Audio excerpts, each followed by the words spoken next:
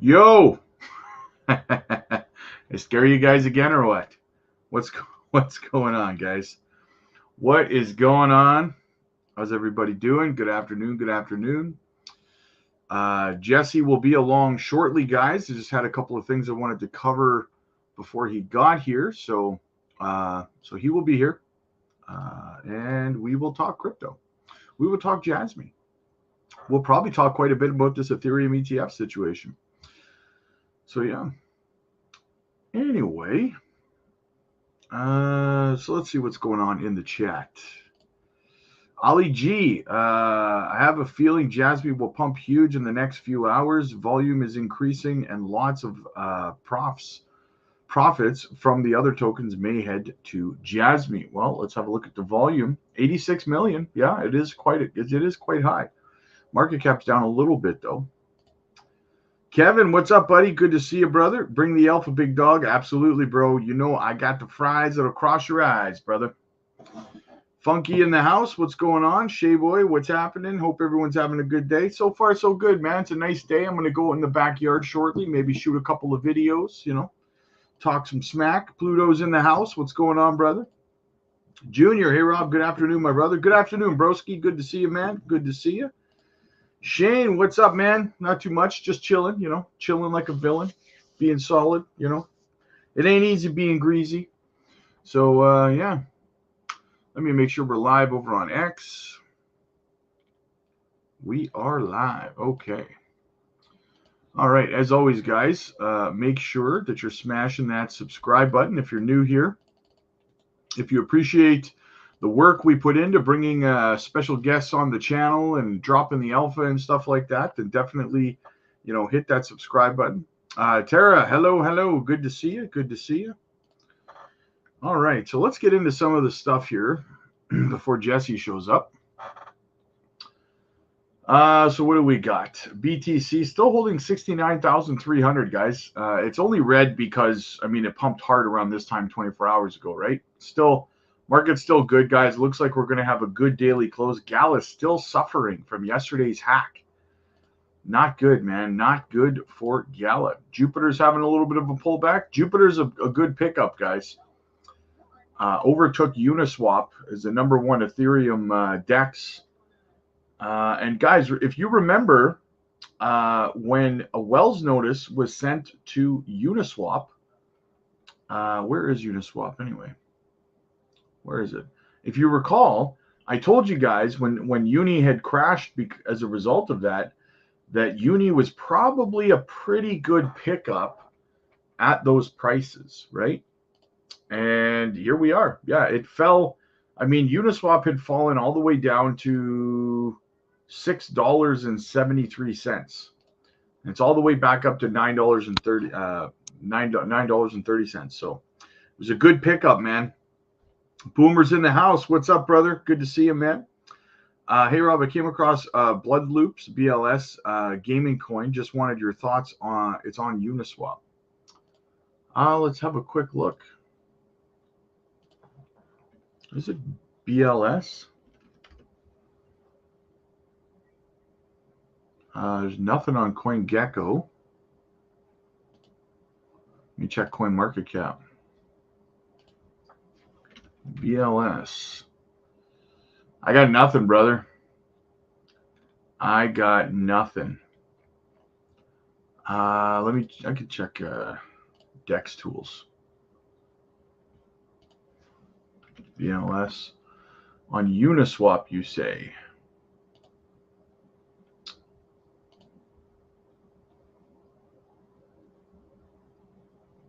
Blood Loop? Yeah. Okay, so here's that. $69,000 market cap. Wow, this is very, very new. 100% of the supplies in circulation.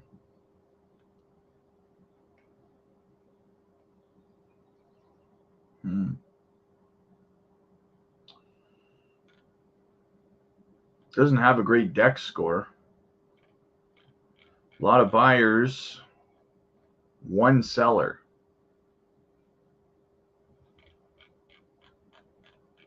Oh, no, there's more. Okay. You said this is a gaming project? Huh. I don't know.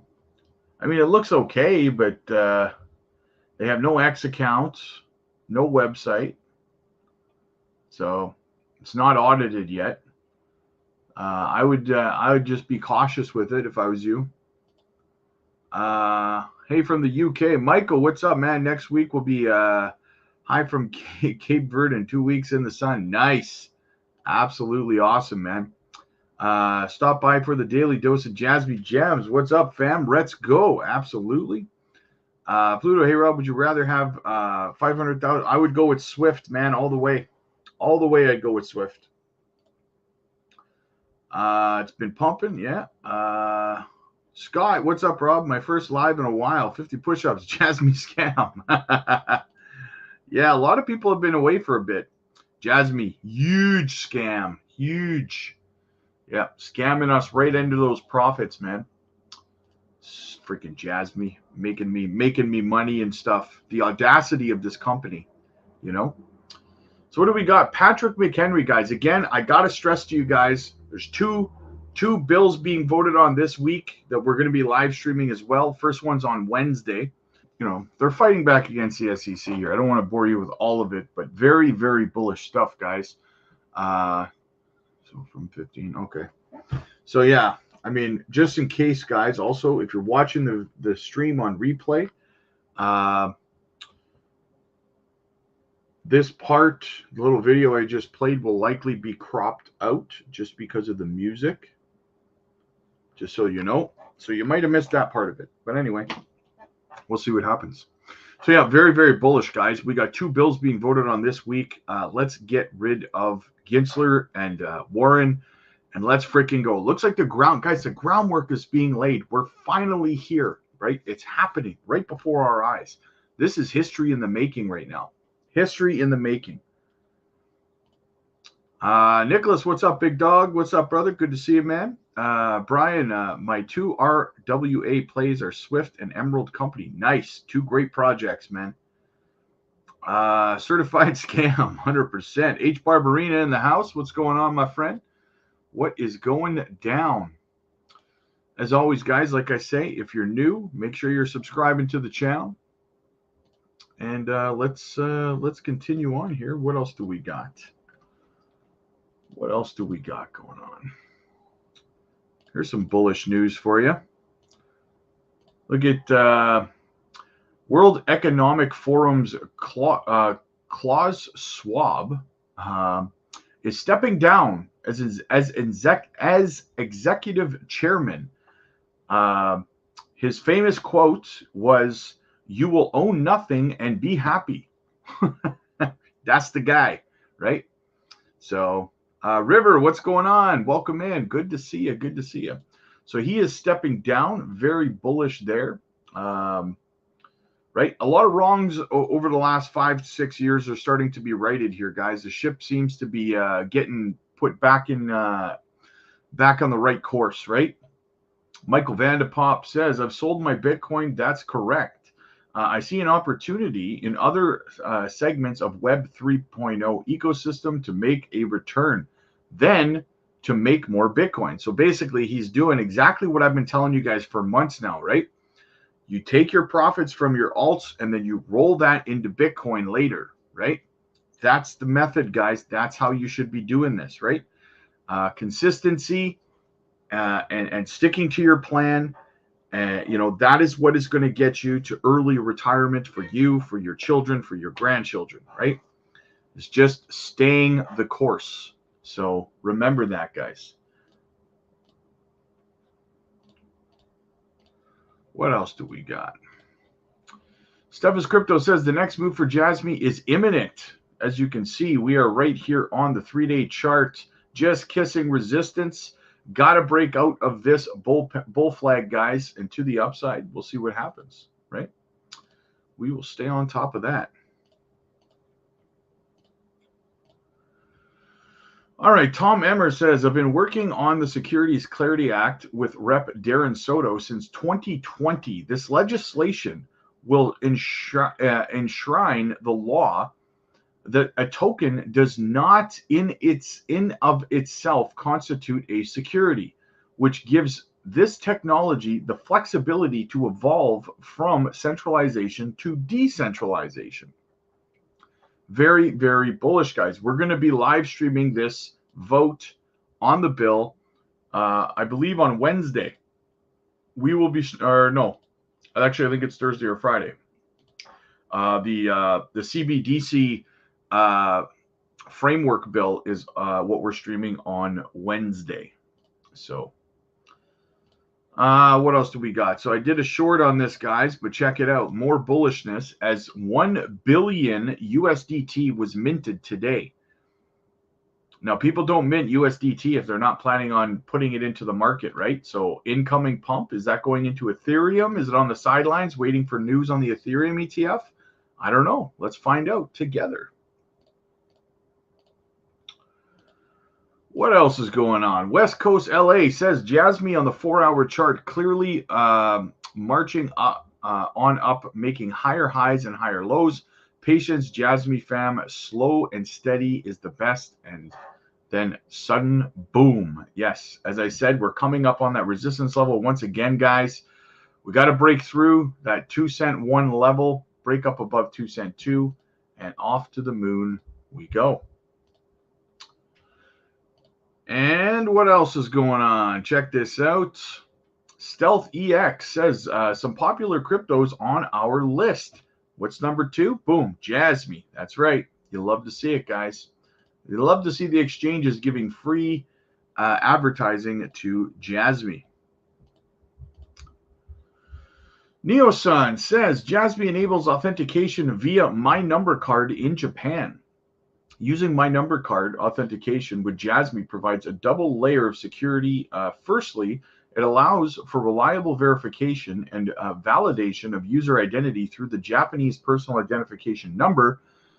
This enhances trust in online transactions and interactions with government services. Additionally, the link between My Number Card and JASMY's personal data locker ensures secure data management within JASMY's blockchain.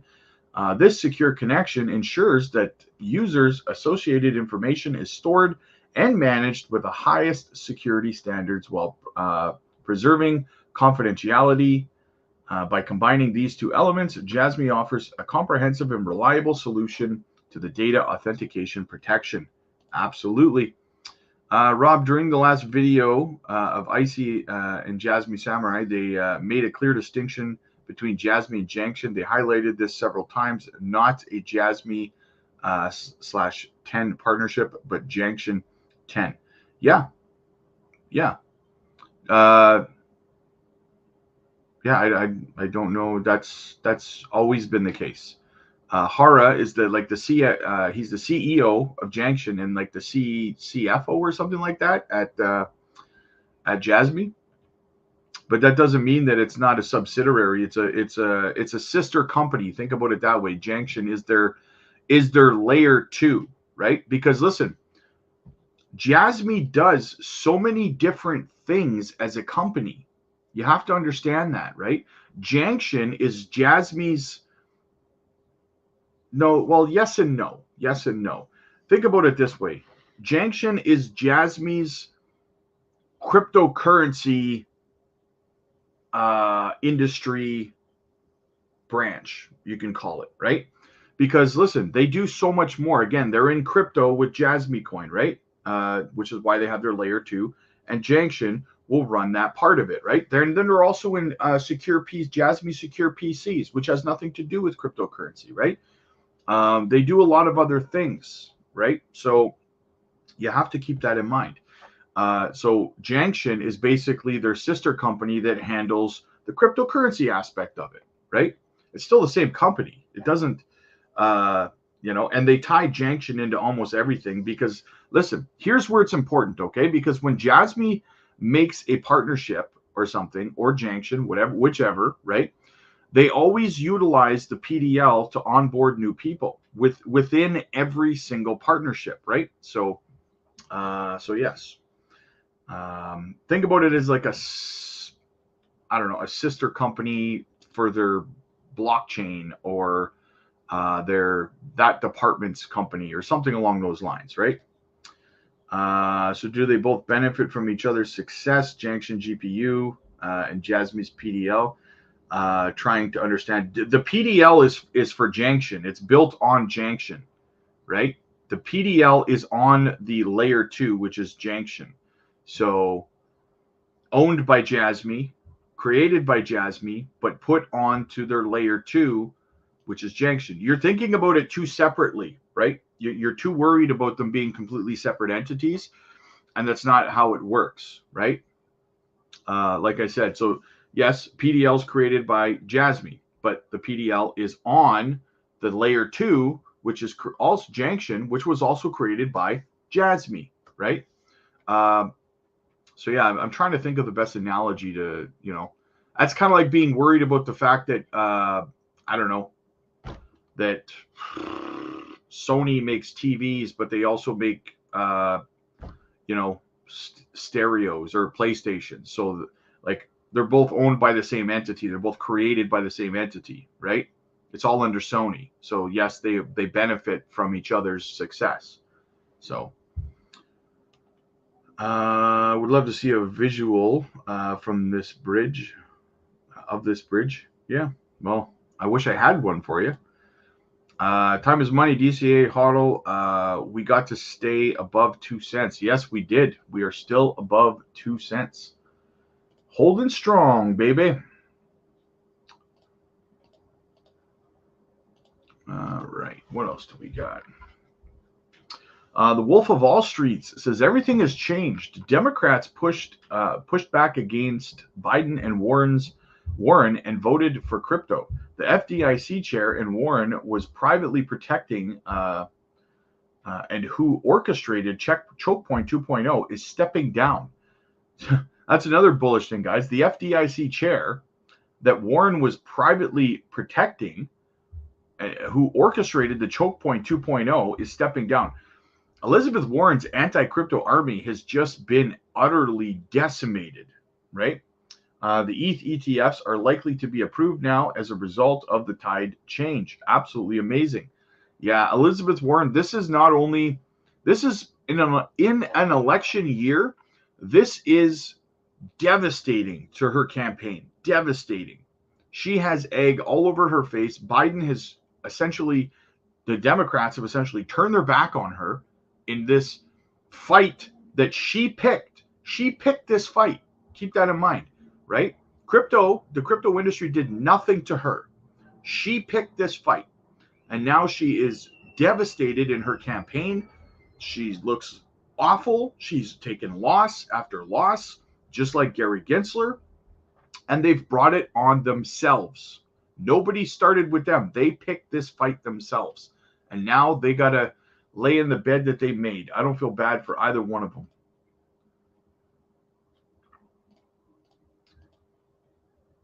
All right. Bitcoin. So Steps Crypto says Bitcoin broke out of a massive bull flag on the 3-day time frame. The price target is set at approximately 112K.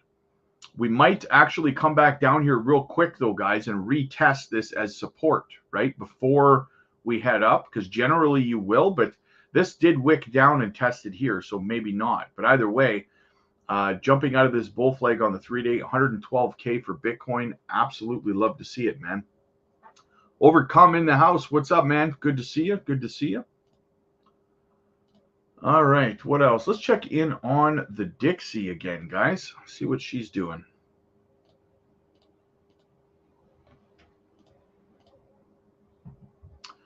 Well, still kind of just, still bearish. We still got time for this little tiny green candle to turn red, maybe dump to the downside. We really need to see an accelerated dump on this, guys. We need to see this dump down to like 99. Like we need to see it dump. This needs to dump somewhere down here, right? I'll put a right about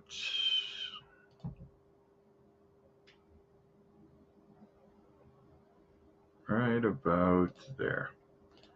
That's what we need to see. We need to see this dump all the way down to here to see, and because we would love to see that, because crypto would run like crazy if we see that dump.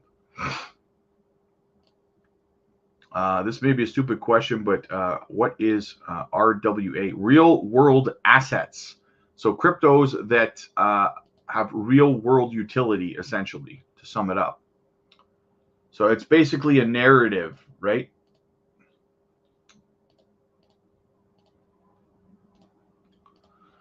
Right. Anthony Popliano on Ethereum ETF approval. The last dam to be broken for the crypto industry. He says the possible SEC approval of the spot Ethereum ETF has everyone in the crypto space talking. Even strong voices such as Anthony Popliano, who suggested that this can be a monumentous occasion for the whole crypto industry. Anthony is one of the prominent Bitcoin maximalists and entrepreneurs who have spoken on the potential approval of an Ethereum ETF. He said in his recent tweet, if they approve the Ethereum ETF, they're approving an entire industry. This is the last dam to be broken. He remarks that the approval on the Ethereum ETF will mean that Wall Street will fully embrace the crypto space, and this will be a pivotal after the Bitcoin ETF approval. According to a recent news, the odds of the SEC's approval of the spot Ethereum ETF have surged to 75%, up from previous 25%. This has happened because Bloomberg analysts look positive in their latest assessment, along with the SEC seeking updates on 19B-4 filings from NASDAQ and CBOE. Market reacted positively to these developments. Ethereum's price soared above 3650 for the first time since April 9th and reached $3,735. The 20.7% price pump underscores the market's anticipation and confidence in the potential approval. Only some people in the crypto space are as optimistic. Dogecoin co-founder Billy Marcus doesn't believe the SEC will ever approve an Ethereum ETF this year. This division reflects the broader uncertainty, the difference in expectation within the crypto community. Although the chances of an Ethereum ETF approval appear high, many regulatory challenges still need to be overcome. The major problem, is that the SEC could label Ethereum as a security. No, it can't. It can't label it a security. It has to actually sue them in court and prove that they're a security. The SEC can't just say this is a security. They can say it, but it doesn't make it legally a security. I hate reading that in articles because it's not fact, right? The SEC cannot just dictate something is a security and then it's that by law, right? Another factor is the SEC's history of cautious and stringent oversight, especially under the crypto skeptical Gary Gensler, which adds another layer of uncertainty. The regulatory past reluctance to approve the Bitcoin ETF over market manipulation concerns, despite eventually being compelled to do so following a court challenge by Grayscale's investments, simply illustrates how the SEC can be unpredictable in making decisions. The approval of the Ethereum ETF would mark a watershed moment in the cryptocurrency industry, opening up a torrent of institutional investment. Companies such as ARK Invest, BlackRock, VanEck, Grayscale have all filed submissions for the spot funds-based Ethereum, following the precedent set by Bitcoin's ETF. So, guys, what I would say about this Ethereum ETF potential here is, what I'm going to do is I'm going to keep dry powder on the side, because if Gary pulls a swerve on us and denies it after like pumping the market like this, right? Because now the market is pricing in an approval.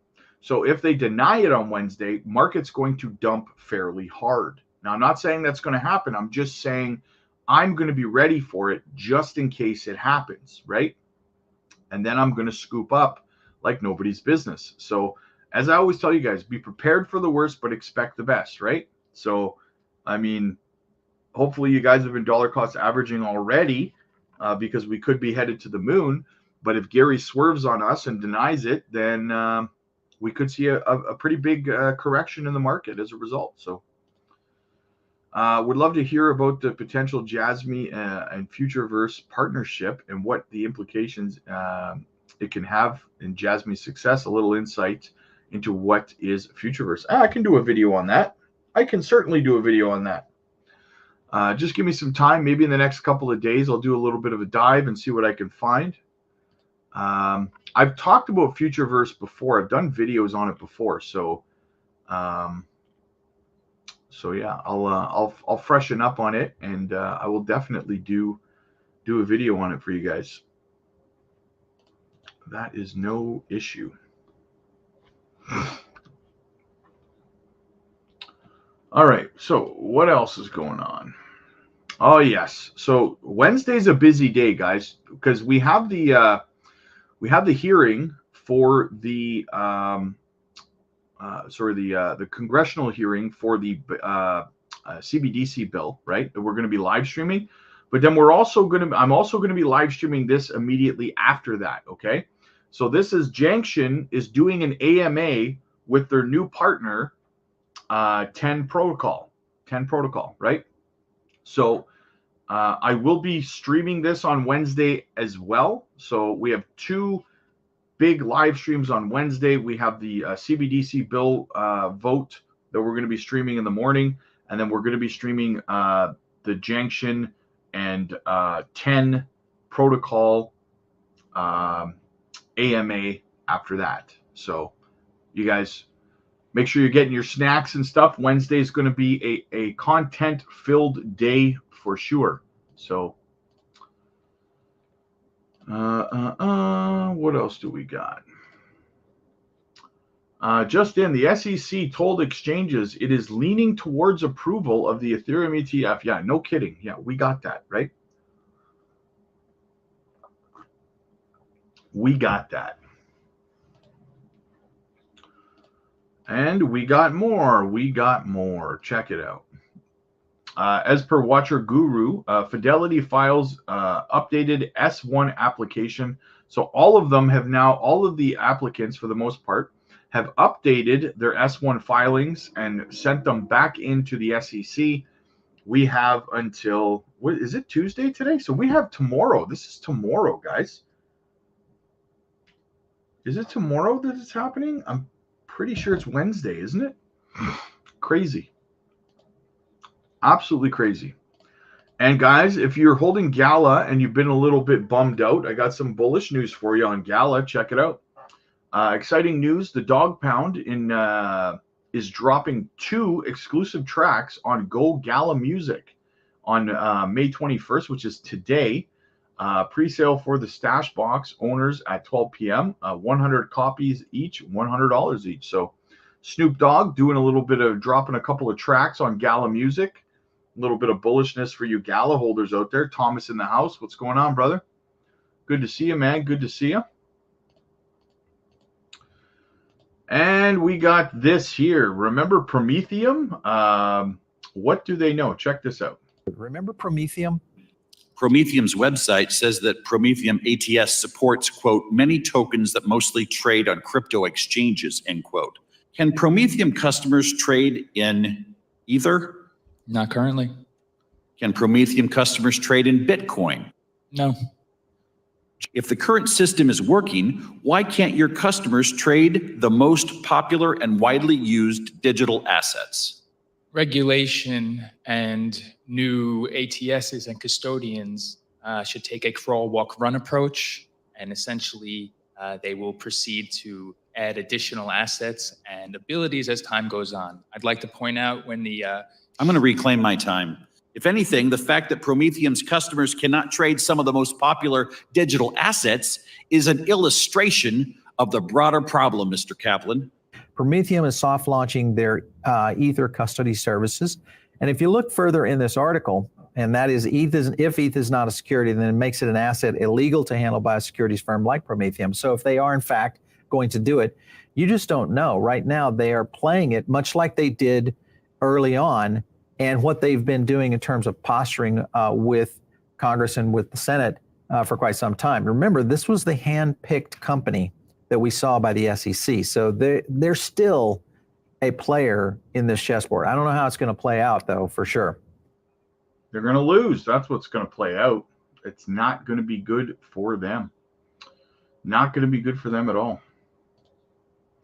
And the thing is, guys, is that for me, I don't think that anybody, even if Prometheum does start trading digital assets, I think as a community, as a crypto community as a whole, we should be boycotting this company because their CEO tried to testify in Congress to have Ethereum and the alts classified as securities. He worked against the crypto community in detriment to us as investors. We should boycott Prometheum if and when they ever are able to actually trade digital assets. We should let them go out of business. That's what you get for working against the crypto industry. Screw you guys. Tomorrow is Wednesday. Yes. All right. So yes. So tomorrow we have the bill vote, and then the day after tomorrow, we have the Junction 10 protocol AMA. So 2 days in a row of bullishness, of live streams with these major situations. And then we also have the Ethereum ETF approval, I think on Wednesday. I'm pretty sure it's tomorrow, but it might be Friday. I'm kind of foggy on it, but and then we also have the Biden, whether he's going to sign or veto the SAB 121 bill that's on his desk right now. That's this week as well. There's a lot going on this week, guys. A lot. Tara, I'm already boycotting. I have my cold storage wallet. Nice. You know, it's a funny story. I moved some crypto from my cold storage wallet yesterday. And I hadn't used it in so long. I forgot how to operate the damn thing. I don't think I've used that one in like 2 years or something like that. I moved stuff on there and then I just, put it in the safe and haven't touched it since, kind of thing. So I had to relearn how to operate the damn thing.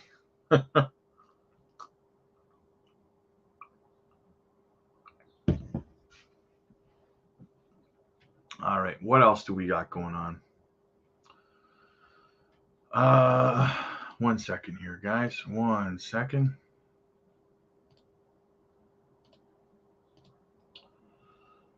Okay, so look back over at the market. So now we're just waiting for Jesse to get here. I'm sure he'll be here any moment. So fire your questions at me. I hope you guys have some questions for Jesse as well. It's always a good time when Jesse stops by. He's a good buddy. We've become good friends over this last, year or so. I love having him on the channel. Absolute delight. The guy's amazing. Takes his time to come and hang out with us. Greatly appreciated. What's Jasmy doing right now? 2 cents 03. There's still some good DCA opportunities out there right now. Bitcoin's 69, basically 69.5. Yo, what's up, buddy? Hey, what's happening, man? Just chilling, being solid. How's it going today? Pretty good, man. Weather's nice. Everything's good. The market looks good. What a 180 we had yesterday, eh? From what? From just the downward momentum, or? Well, just from the Ethereum ETF, like out of left field, the market was red, and then, did you catch much of it, or were you busy yesterday? I saw where they said, the odds of it getting approved went from 25% to 75%. Yeah, because apparently yesterday, the SEC sent notices to all of the applicants that they needed to make this adjustment to remove the staking from their ETH application, their ETFs, right? Yeah. To make them identical to the Bitcoin ones. And but they asked for it in an accelerated time frame because they wanted it tweaked before the deadline, which is, I think, tomorrow, isn't it? I think it's Wednesday. Yeah, it's like right around the corner. Yeah, so that made everyone think, okay, well, why would they ask for this not 2 days before the deadline? They would ask you to not only tweak your application, but tweak it as fast as you can and get it back to us, right? So we can say no. Yeah, you never know, man. They like to wait till the last minute, That would be funny if they did say no.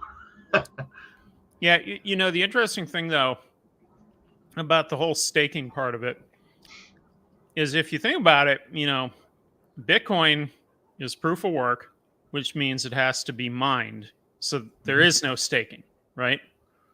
But Ethereum recently, made their big change, and now there is staking. So that's kind of like an added wrinkle that maybe the SEC just doesn't know what to do with yet, Well, it really makes you believe that, especially since what happened with Kraken, right, that the SEC very clearly sees staking as a security action, right? Potentially. It's taxable. I don't know. Which can be kind of negative because, I mean, there's a lot of proof of stake projects out there, right? Like, yeah. I mean, really, the layer one, obviously it's layer one, right? It was like the first iteration of this whole thing. Staking came later, so there's a lot more that are, you can stake your coins. And it kind of goes down to like the whole like game theory idea, right? So you got to have like game theory to incentivize people to participate in this thing. And so the whole staking aspect, I mean, honestly, kind of makes a lot of sense. And you're offering returns that people would never get in TradFi, right? You're never going to find 25% APY. I mean, give me a break, right? If your savings account, like especially here in the US, I mean, your savings account just returns nothing. Like whenever I hear about people that have large amounts of cash that they're just holding in their savings account, I'm thinking, God, you're mismanaging your money. Like you're getting no return and you're probably actually losing money because of inflation, Yeah. Your value is going down faster than you're getting interest on it. So absolutely. Yeah. That $1 million you have in your bank account is going to be worth about 250 in 10 years, right? Correct. That's exactly right. I mean, all you got to do is look at that. There's like that main chart that shows the buying power of the US dollar just plummeting over time. And that kind of tells you all you need to know. So, I mean, going back to the whole staking thing, it makes sense on the game theory side of things. Now, another kind of wrinkle with staking that I've kind of learned a little bit is sometimes you can get a higher rate, but if the project itself isn't going up relatively with it, then great, you're getting a higher rate of something that's worth less and less. Yeah. Right. So sometimes the rate of the stake may not even really matter as much as like, is it a good project, right? So like you could take something like Ethereum and say, well, look at Ethereum historically. Do you think it's going to keep going up? Probably. I mean, there's no reason to say it won't, right? Yeah. Well, I mean, if it gets approved, Ethereum's going to be, I could easily see it being 8 to 10 grand this bull run. I'm right in line with that. If they get maybe even higher than that, if these big funds get in the way that people started getting in, same thing that we talked about before with the Bitcoin ETFs. If you start getting retirement funds or pension funds and all these other banks and institutions buying up the Ethereum ETFs as well, who knows where the price could go, right? I mean, we saw what happened to the price of Bitcoin. Yep. And the price of Bitcoin's just getting started. I had actually posted just the other day on this that it was also big news that Goldman, no, not Goldman, sorry. It was big news that the Grayscale Bitcoin Trust CEO was stepping down for a Goldman guy, right? And the Goldman guy apparently was known for he's known for like acquisitions and things like that, potentially selling it, whatever. And so you know, there's a lot of things going on the ETF side of things that are really interesting right now. Which other one was it? There was another one that there was a guy from BlackRock taking it over, and you know that one. JP Morgan. JP Morgan. Yeah, the BlackRock guy came over to JP Morgan, or no, not JP Morgan. What was it? It was the one place that said that they were not going to have ETF approved. Vanguard. That's what it was. Yeah, now you're reminding me. Okay. Yeah. Hey, if both of us kind of half-ass remember it, eventually we'll figure it out, right? Yeah, but case in point, right?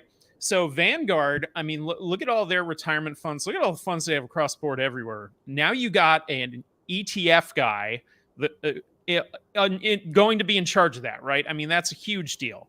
Then you look at Grayscale, and Grayscale has just been hemorrhaging Bitcoin because they charge 6 times more than BlackRock, right? Like, why would any of these investment funds stay with Grayscale? It makes no sense at all financially, right?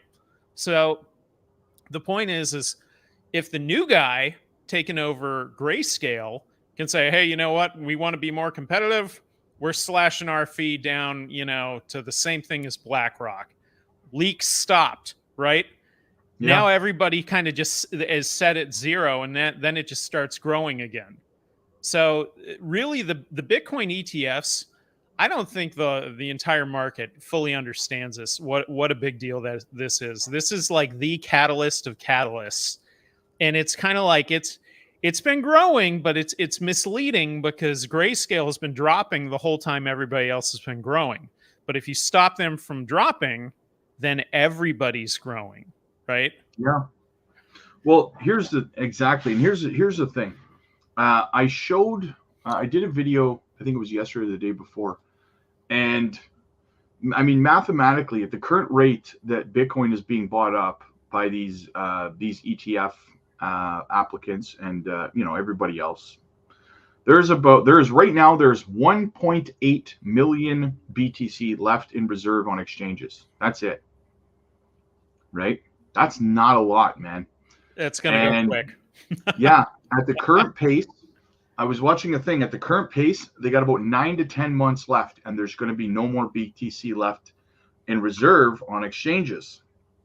And so that leads the miners eventually, the exchanges eventually are going to turn to these hedge funds, these, you know, BlackRocks, your Fidelities, whoever, and they're going to say, you know what? We're not selling OTC anymore. You're going to have to buy it spot like everybody else on the market, right? And that's when the price of Bitcoin's really going to start to go up. I mean, they're not just going to sell all of their Bitcoin on OTC, right? Right. Yeah. Yeah. And you know, at some point they got to start giving out smaller and smaller and smaller pieces, right? I saw a really good Reddit post the other day where it was somebody was saying something about that they were arguing with their like father-in-law about Bitcoin, right? And he said, well, Bitcoin is just infinite money because of Satoshis. You can just kind of keep slashing it and it just goes on forever. And the really funny thing was like the very first number one comment said something about you can slice a pizza as many times as you want. It's still the same size.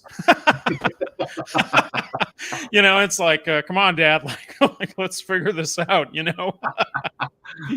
That is really genius. Yeah, but they will start rationing the Satoshis more. My mind immediately went to that scene from what's that Christmas movie? I can't remember what it's called, with Scrooge and Mickey Mouse is you know, and he's slicing the bread and he slices it so thin that it's transparent. Yeah, exactly. That's what it's going to be like. Yeah, but like they're running out, right, of BTC, and I've been warning people about this for about 2 weeks now, and you know, because you're not going to be able to buy it anywhere anymore very, very soon in terms of exchanges. And then what's going to happen is BlackRock and all of these institutions are going to turn to the miners to buy it directly from them.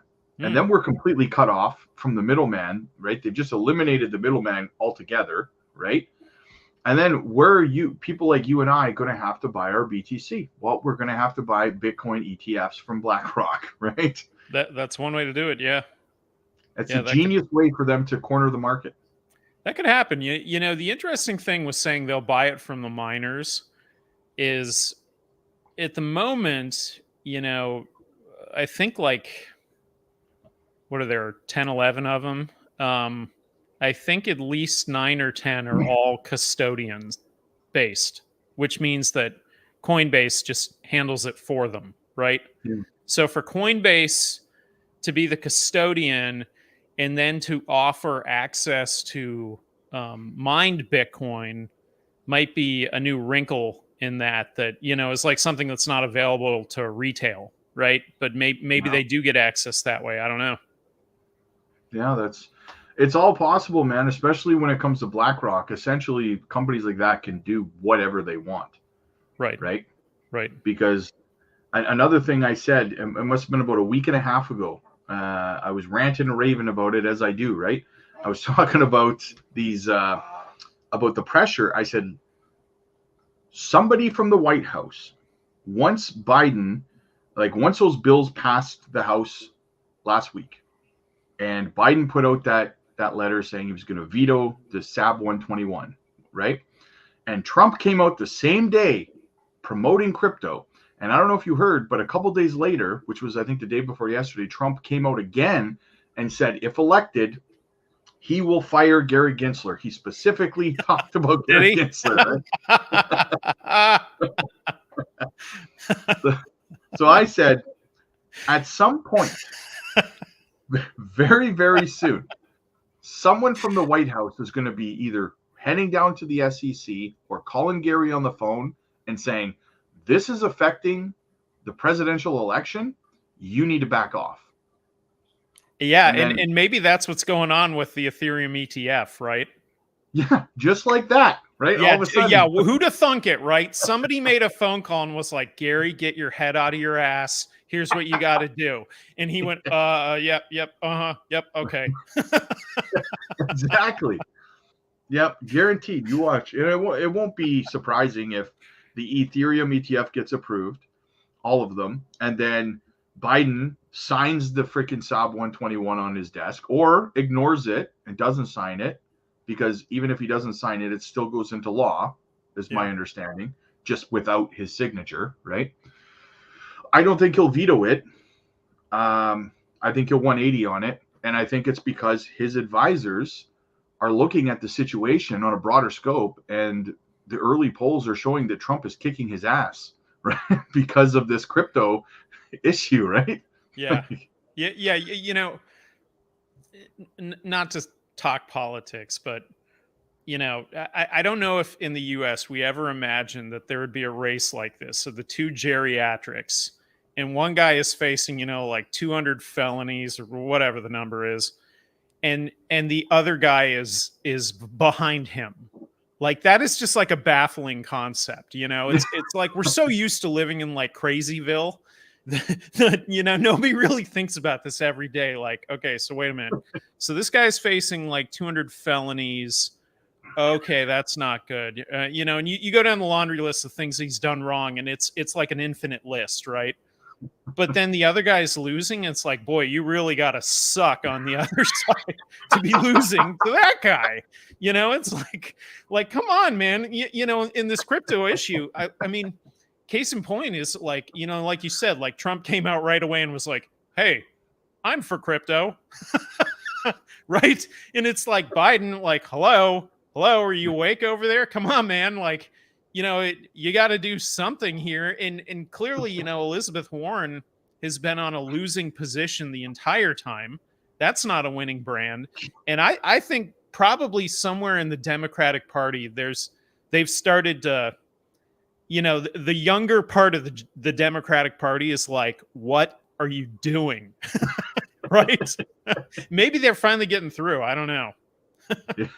Well, you're absolutely right, and you really got to suck, like you said, to be losing to a guy who's essentially been generally hated and pushed hate on him for the last 5 years now, 6 years now in Trump, right?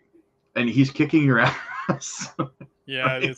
I don't know. It's a sad state of America at the moment. Let's get into a couple of the comments here in the chat. See, Patrick's in the house. What's going on, man? What's going on, brother? What's up? GSD now. Rob, are there any exchanges that let you cash out more than 500 to 100K per day? I ask for when we rake in the millions. I think every exchange, based on the level of KYC you complete, I believe, depending on the exchange, I think that most of them are limited to something along those lines per day. Some are less than that. And really, at the end of the day, it's a liquidity issue, right? I mean, they can't have everybody trying to pull, $1 million each out of the market at the off the exchange at the same time, right? Yeah, that's called that's bank more run. just, yeah, it's just a liquidity issue, right? So, William in the house, Pluto, Hello. Tom Crown. Oh, got a celebrity in the house. Tom's in the house, guys. I always watch Tom Crown, man. Fantastic channel. Thanks for being here, Tom. Shout out, man. First time YouTube served me this channel. Good morning. Good morning, brother. Good morning. Well, I'm on your channel all the time, brother. Thanks for stopping by. Thanks for the comment, man. Biden has no idea what's going on. He's recently said he was trying to VP during the pandemic and told him to go to Detroit and fix it. Yeah, I mean, the guy falls asleep half the time at the podium, right? So, I mean, I could sit here all day just replaying quotes of his of just nonsensical things that aren't even words. Yeah. Welcome to Crypto YouTube. Thank you, Tom. Thank you so much, brother. It's a funny story, Tom. I actually, when I had about 100 subscribers when I first started the channel, it was a little over a year ago, and I made a comment on one of your posts on X. And I was like, man, I started my channel and I've got about 100 subscribers, and you told me to keep going, man. You told me to keep going hard and stuff. And so thank you so much, Tom. I appreciate it, man. You probably don't remember that, but I do. So welcome back, Jesse. Do you ever Thanks, what's that? I said thanks, Kevin. Oh, Kevin, yeah. Do either of you believe we're on the verge of an alt season? If so, how far away are we? I still think we're going to grind. Actually, Jesse, you answer first. I don't think we've seen Bitcoin season yet. So you got to have Bitcoin season before altcoin season. And Bitcoin season, like I said earlier, I think it's been building. You're right. It's like the volcano that's sort of churning. Things are bubbling a little bit. There's a little bit of steam coming out here and there, but it hasn't blown yet. So I think the alt season will be coming at sometime after that, obviously, end of the year, beginning of next year, somewhere in the spring, who knows, something like that. Yeah, 100% agree. I think that over the next couple of months, probably till Q3, we're probably going to grind upwards, but, in a sideways kind of trajectory, right? It's going to feel like we're just going sideways is basically what we're doing right now. I think is what we'll be doing with the altcoins for the next couple of months still, right? Like Jesse said, same thing. I think that Bitcoin hasn't even started its run yet, in my opinion. However, we've talked about before how usually about 6 months after the halving, according to last cycles, right, Bitcoin's usually double in price than what it was the day of the halving, which leads us to about $128,000 Bitcoin by October, November. Whether we get there or not, that's another story. We're just talking about what's happened in the past, right? But that is within the realm of possibility. A lot of people calling for 150K by the end of the year. But again, all of that before we see altcoin season. Alts will be pulled up gradually, with Bitcoin, in my opinion, but they're not going to pop off not until much later. So, for my long-winded answer. Yeah, I think also that Plan B had posted recently about. He said, I think the way he put it was within a couple of months post halving, that 2 to 5, 6 month window is usually when kind of all the miners recover from the shock of getting half the rewards, and then things really start taking off again. So there could be some truth in that also. Historically, there is. Yeah, 100%. What else do we got? Juicy Jasmy, 100% overcoming the house. so yeah, like I was saying, I'm gonna be streaming these. I don't know if you're gonna be watching these two bills that are in Congress this week, but not as many people are paying attention to the CBDC bill that's I think tomorrow. Okay. I believe that is tomorrow morning, and very, very important bill in my opinion, because it's laying out. I mean, I'm sure you probably know this, but it's laying out legislation and a legal framework for the anti-surveillance. Right, it's an anti-surveillance act in terms of the CBDC, right? So that there will be rules in place so that we're not ending up like China at the end of the day, right? Well, maybe yes, maybe no. Don't let the freedom in the U.S. fool you into think that people aren't watching. this is true. You know, that's all kind of smoke and mirrors. I mean, look at like the NSA, you know, like look at Snowden and all these things, you know, like they're watching, right? Let's be honest. And out of all the organizations in the US, the ones that watch the most are probably like the CIA and the IRS, okay? Oh yeah, so IRS for sure. Yeah, so you know, like when you think about the IRS, think of what it would mean for like, let's say auditing. You know, when somebody gets audited, all these things, right? If you had a CBDC that had a ledger attached to it, right? I mean, good luck hiding your money. I mean, really, there's still ways around it, right? There's other exchanges of payment that you could do between parties, entities, whatever. But the CBDC, I mean, it's coming at some point, and there is going to be some sort of government oversight of it. And like the way that, you know, I've thought this for a long time, like the way that we do money today is just kind of absurd. You know, it's like, oh yeah, we printed some coins, and here's some heavy metals to put in your pocket. I mean, it's just so dumb, right? And here's some paper money that, you know, has been touched by 18,000 people, and it's got, you know, 15 diseases on it, you know, and it's crumpled up and it's been rained on and pissed on and whatever. Here you go. Right. You know, like just the idea of exchanging physical currency is ridiculous, especially today. Like, I mean, we really should be all doing all this stuff digitally. But again, I think what happens often is technology advances way beyond what the government laws in place can handle, right? And so typically the tech comes first, then the government laws, then all the court cases adjudicating it and trying to figure it out. Then they fight you. Yeah. 100%, man. Did you listen to Icy's interview today with Jasmy Samurai? Or it was yesterday, sorry. I have not heard the interview, but I saw the post on Reddit that I think he was talking to, it's like Kionism. That guy's pretty good. He's been a mod forever in the Jasmy Reddit space. Yeah. He always posts a lot of good stuff. We got the Junction is doing an AMA with 10 protocol on the 23rd, so the day after tomorrow. Right. I don't know. Japanese time also. Yeah, well, Japanese time. Yeah, I already figured it out what time it's going to be, like 10:30 in the morning my time. So Yeah, you need like a decoder ring to figure out what the time conversion is, you know? Yeah. My question is it going to be, is it going to be like the last one Hara did where it was video, or is it going to be just, I don't know how many of those AMAs they do where they just kind of type, right?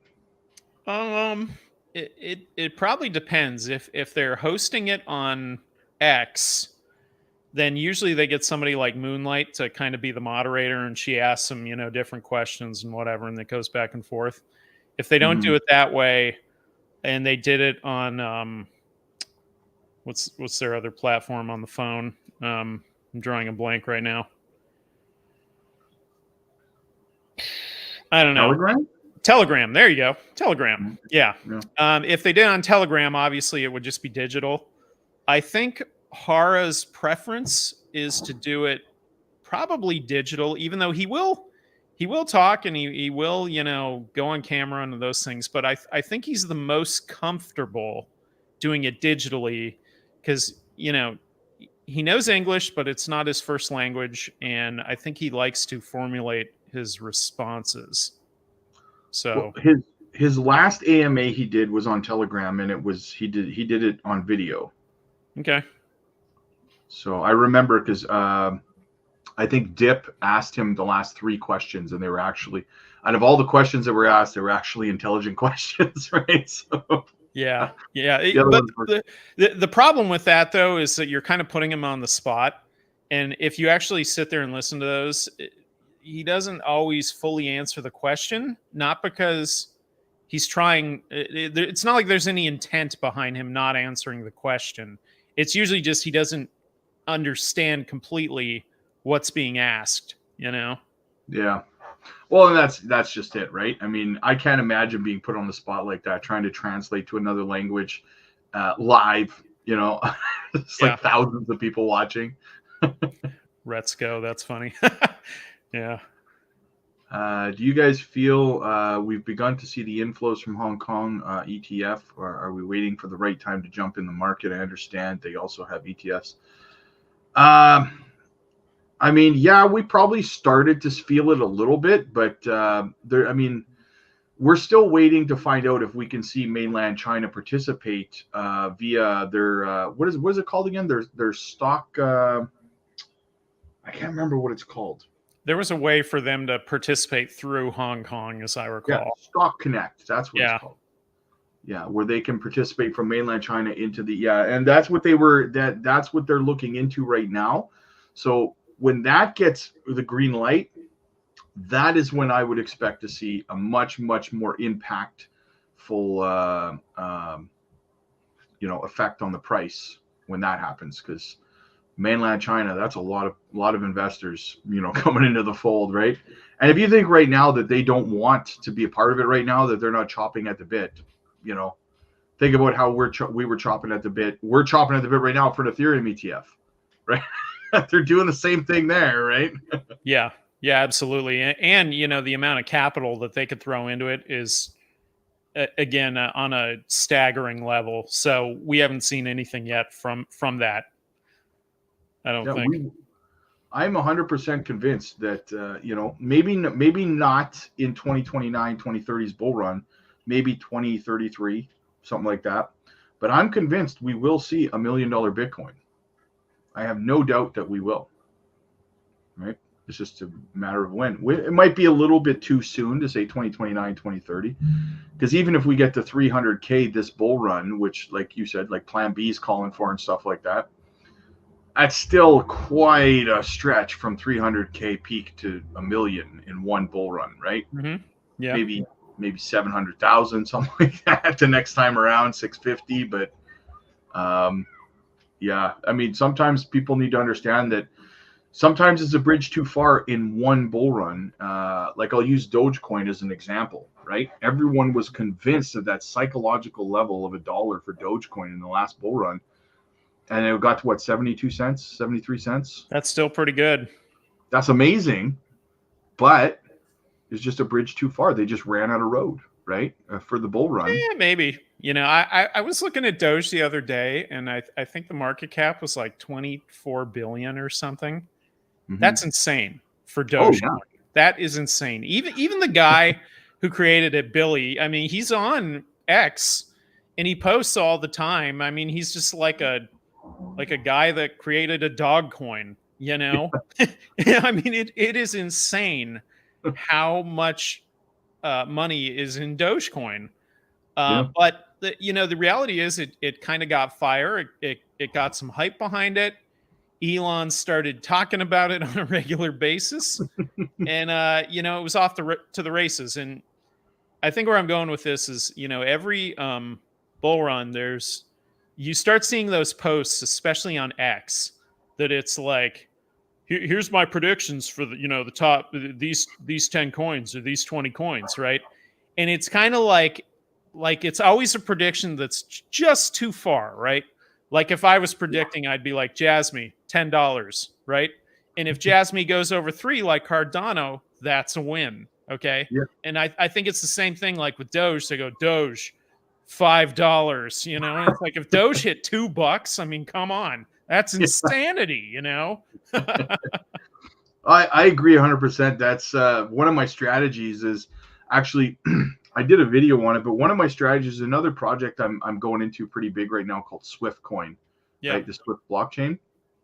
And so at first I was like, I just accumulated about 1 million coins and I was like, well, you know, we'll see. But then I decided with that one to go in a different direction in terms of my regular strategy, because my normal strategy, as you know, is just to find my price points to where I think it's going to, whatever given project's going to go. Like if I think Jasmy's going to go to $1, then I'm starting to take 10% out around 46 cents, right? And as we go up, I continue to work my way out.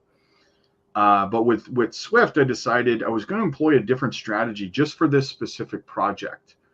So I figured, you know, if I want to pull $1 million out of Swift, then it needs to go to $1 because I got 1 million coins, right?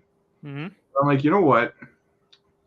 Maybe if I just buy 4 million coins, I can get out at 25 cents. Way ahead of the psychological level of $1, right? Yeah, that's true. Everyone else will be fighting over $1, trying to place their, and there'll be a lot of buy orders still around 25 cents, as opposed to around $1. It's gonna be a lot harder to sell 1 million tokens at $1. You know, I think it'd be much easier to sell 4 million at 25 cents. People are FOMO still there, right?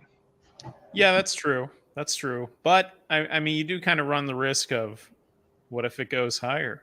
I don't care. It's none of my business. Cashing out.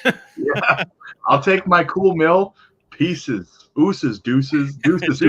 Yeah. Yeah, that I'm going to try that strategy just for Swift. Everything else, I keep my normal strategy where I just dollar cost average out of the market the same way I did in, and you know, but yeah. Just what do you think of the price of Jasmy before the parabolic moves around October? Because we don't have any major resistance till 12 cents, 32 cents, correct? Yeah, right now, what are we at? 2 cents right now? Yeah. Let me look at my Jasmy chart. Where's my Jasmy chart? So by October, could we? I don't know. Well, I think it really kind of depends on, obviously, like I was saying before, these ETFs are going to influence everything, right?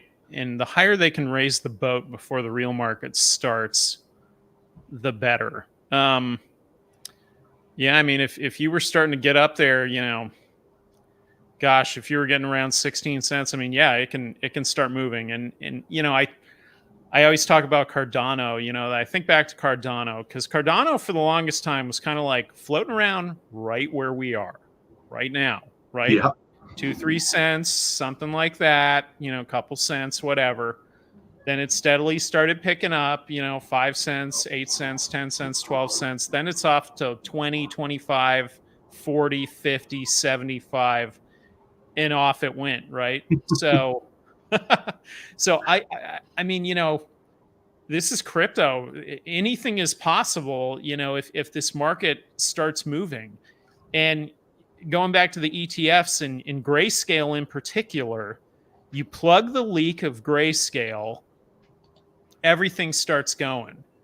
And then at some point, you know, we've all talked about how really from the retail side, retail isn't back yet. I mean, it's just not, right? I mean, you look at the common terms and things like that. No one's interested.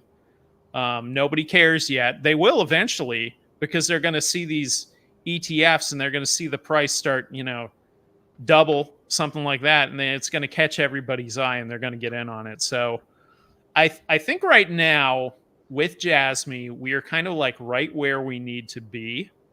And I think we're even higher than I thought we were going to be at this point, which is great, right? I think the market maker has done a hell of a job with JASMY, kind of teeing it up. And I think they're going to continue to do that all along here. And so, where JASMY is like in the fall, I mean, right now we're 2 cents. If we were at like 14, 15 cents, I mean, that would be pretty good. That'd be a good place to be in. And typically, like what I've seen in a lot of kind of projects that have, are kind of like long standing, maybe they get like a 5 to 7x somewhere in there. And then from that point on, who knows? Okay. So we're in here early enough. 5 to 7 from now, again, 10 to 14, 15 cents by the end of the year. That's probably not unrealistic at all. And then when you throw on, these ETFs and the potential supply shock, the minor kind of readjusting to the rewards, all those things play into this whole thing. So yeah, it could easily be there by the fall, something like that. And then when the real altcoin season starts, that's when everybody needs to be publishing their JASMY to $10 posts. And if we go above 3, we're all winners. Yeah, 100%. That and that's not even including any catalysts that may come along, right? Yeah. Throughout the next year and a half or so. I mean, I saw you catch it, the post that you had shared. I did a quick video on it when Hara had responded to the VC from Meta going down to Japan. What are your thoughts on that? Yeah, sorry, go ahead. What are your thoughts on that? So Hara has said for quite a while that he wanted a US VC partner.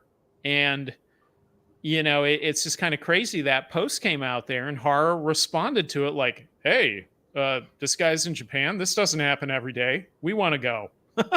Yeah. I mean, at the very least, I mean, if I was a VC and I had somebody like Hara who is connected to these Sony execs, I mean, they have actual real products and real patents. Yeah. It's kind of like, why wouldn't you talk to them? I mean, you'd be crazy not to, You're here anyway. Yeah, exactly. Who else are you talking to? I mean, you're probably talking to a star, right? I mean, if I had to guess. Yeah. Well, I'd made a quick video on it that night, just like a breaking news kind of 3-minute little video. And someone had said in the comments, how is this bullish? Hara's publicly begging to meet with them. I'm like, man, if you saw this as that, like, man, do you have a shitty view of the world? Like, yeah, I don't know. Like, how does your mind go to that? Like, he's begging to meet. I don't know. As people will find negative in anything, I suppose, right? Yeah. I mean, they're partnered with Panasonic. He's not begging anybody. Yeah. They've already raised plenty of money. JASMY from day one has never been hurting for money. Never. Yeah.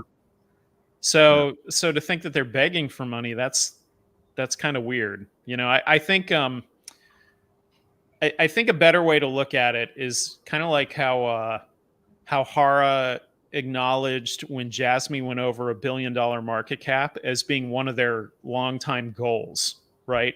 One of our longtime goals is to be $1 billion market cap. Accomplished, check. Well, another one of our longtime goals is to have a US VC. Haven't checked that box yet, right? Yeah. So I think they want that connection for, further bridge into the US to potentially market their products into the US, which they're really not there yet. Oh yeah, they're not stupid. I mean, look at their partnership with C2E that they just made. Get that immediately afterwards. I think it was Jankshin that tweeted out that now they have their foot in the door out in in Korea. Then they plan on expanding and really planting some roots down there, right? Yes. Yeah. And again, he was saying they wanted to get into Korea for a long time. I mean, he's been saying that for a couple of years now, that they wanted to get into Korea. So here they are doing it, you know? Yeah, there's a lot of people in Korea too, right?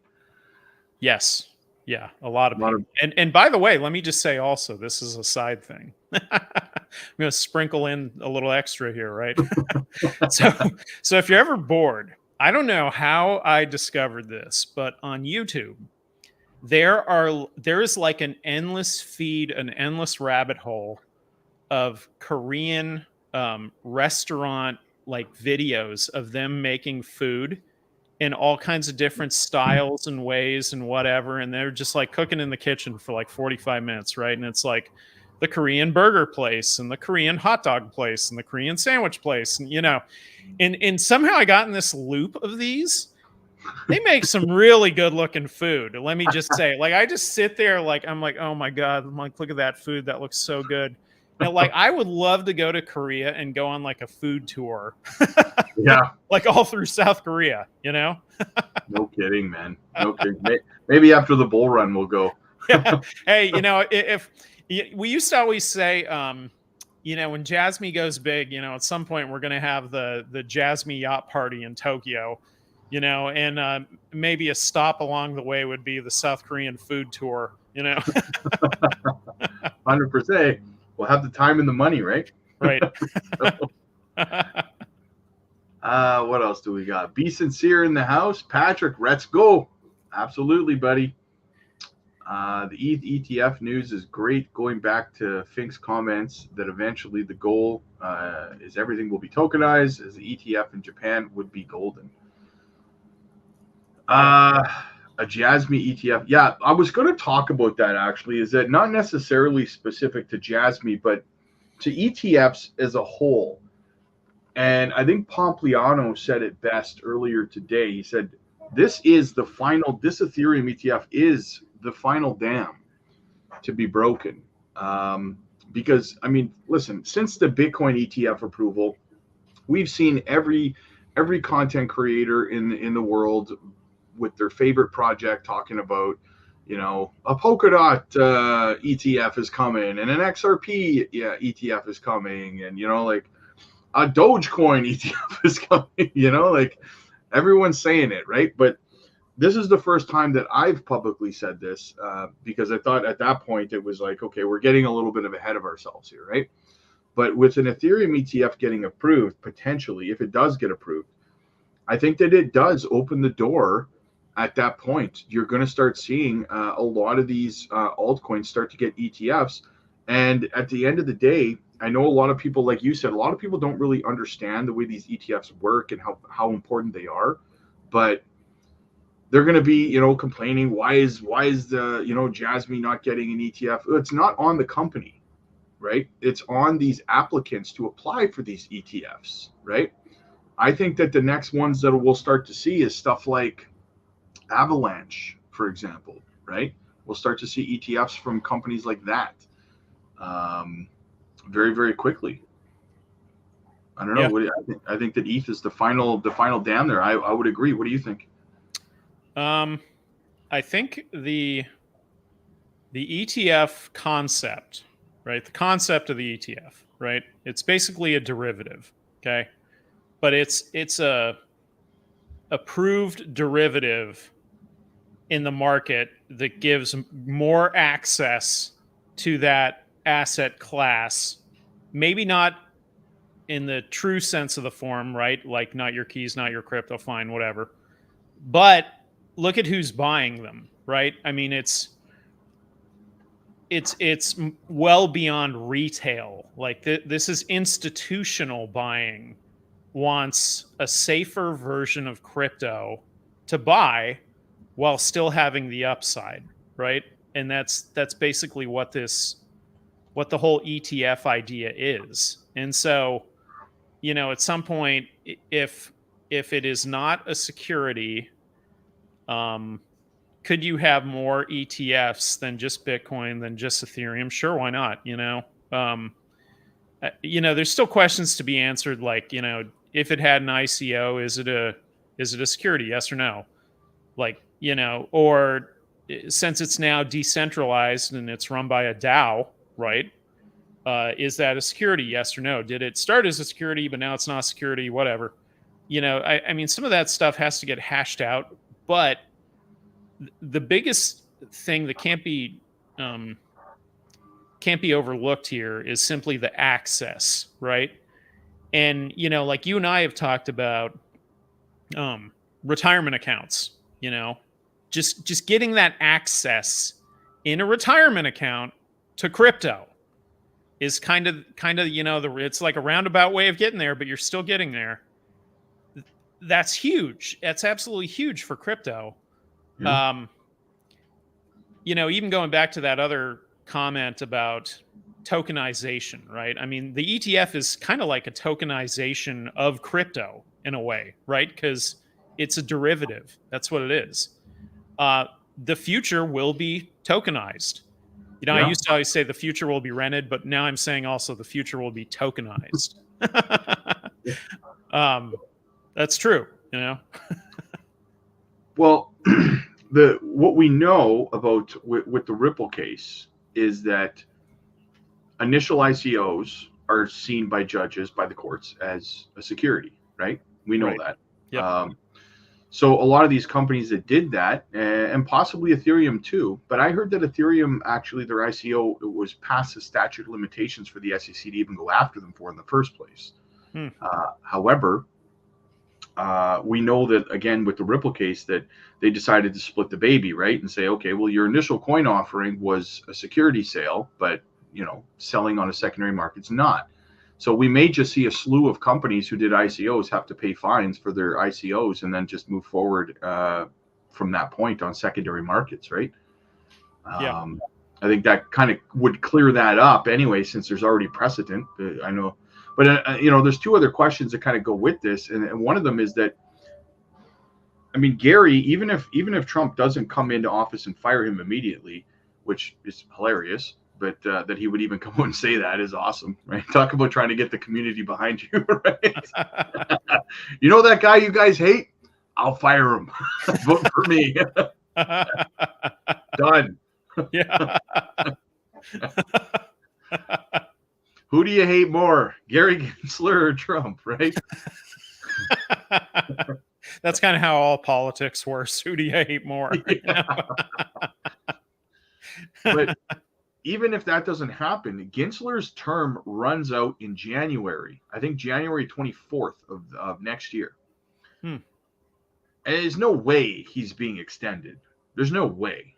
This man has been absolutely atrocious. I think at this point, another theory I heard was that with this ETF and stuff, that Gary might actually start trying to do some damage control here, because he's going to be looking for his next job very soon, right?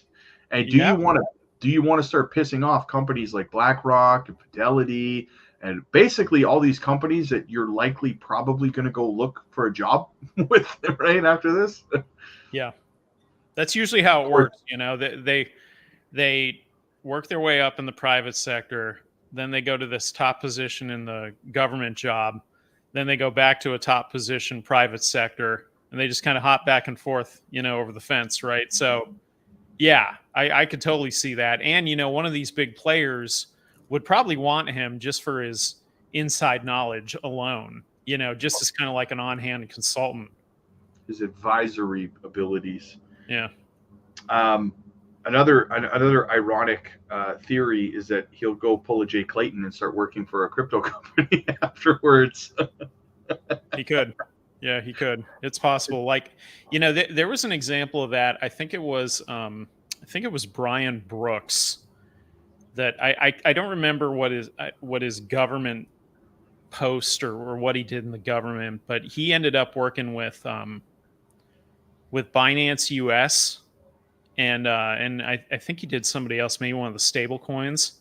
And he was kind of like that, right? Super knowledgeable, knew the thing inside and out. The moment he found out that CZ was still pulling the strings with Binance US, he instantly bolted. And looking back in hindsight, pretty good move, right? 100%. Now, another question for you with these ETFs, though, that I was asked, and it's a good question. With these ETFs coming into the market, not only Bitcoin, but potentially Ethereum, and then from that point on, potentially dozens and dozens of other altcoins, right? Do we start to see an end to the 4-year cycle as a result of that volatility kind of dissipating? Yeah, you do. You know, I think the cycle over time will break.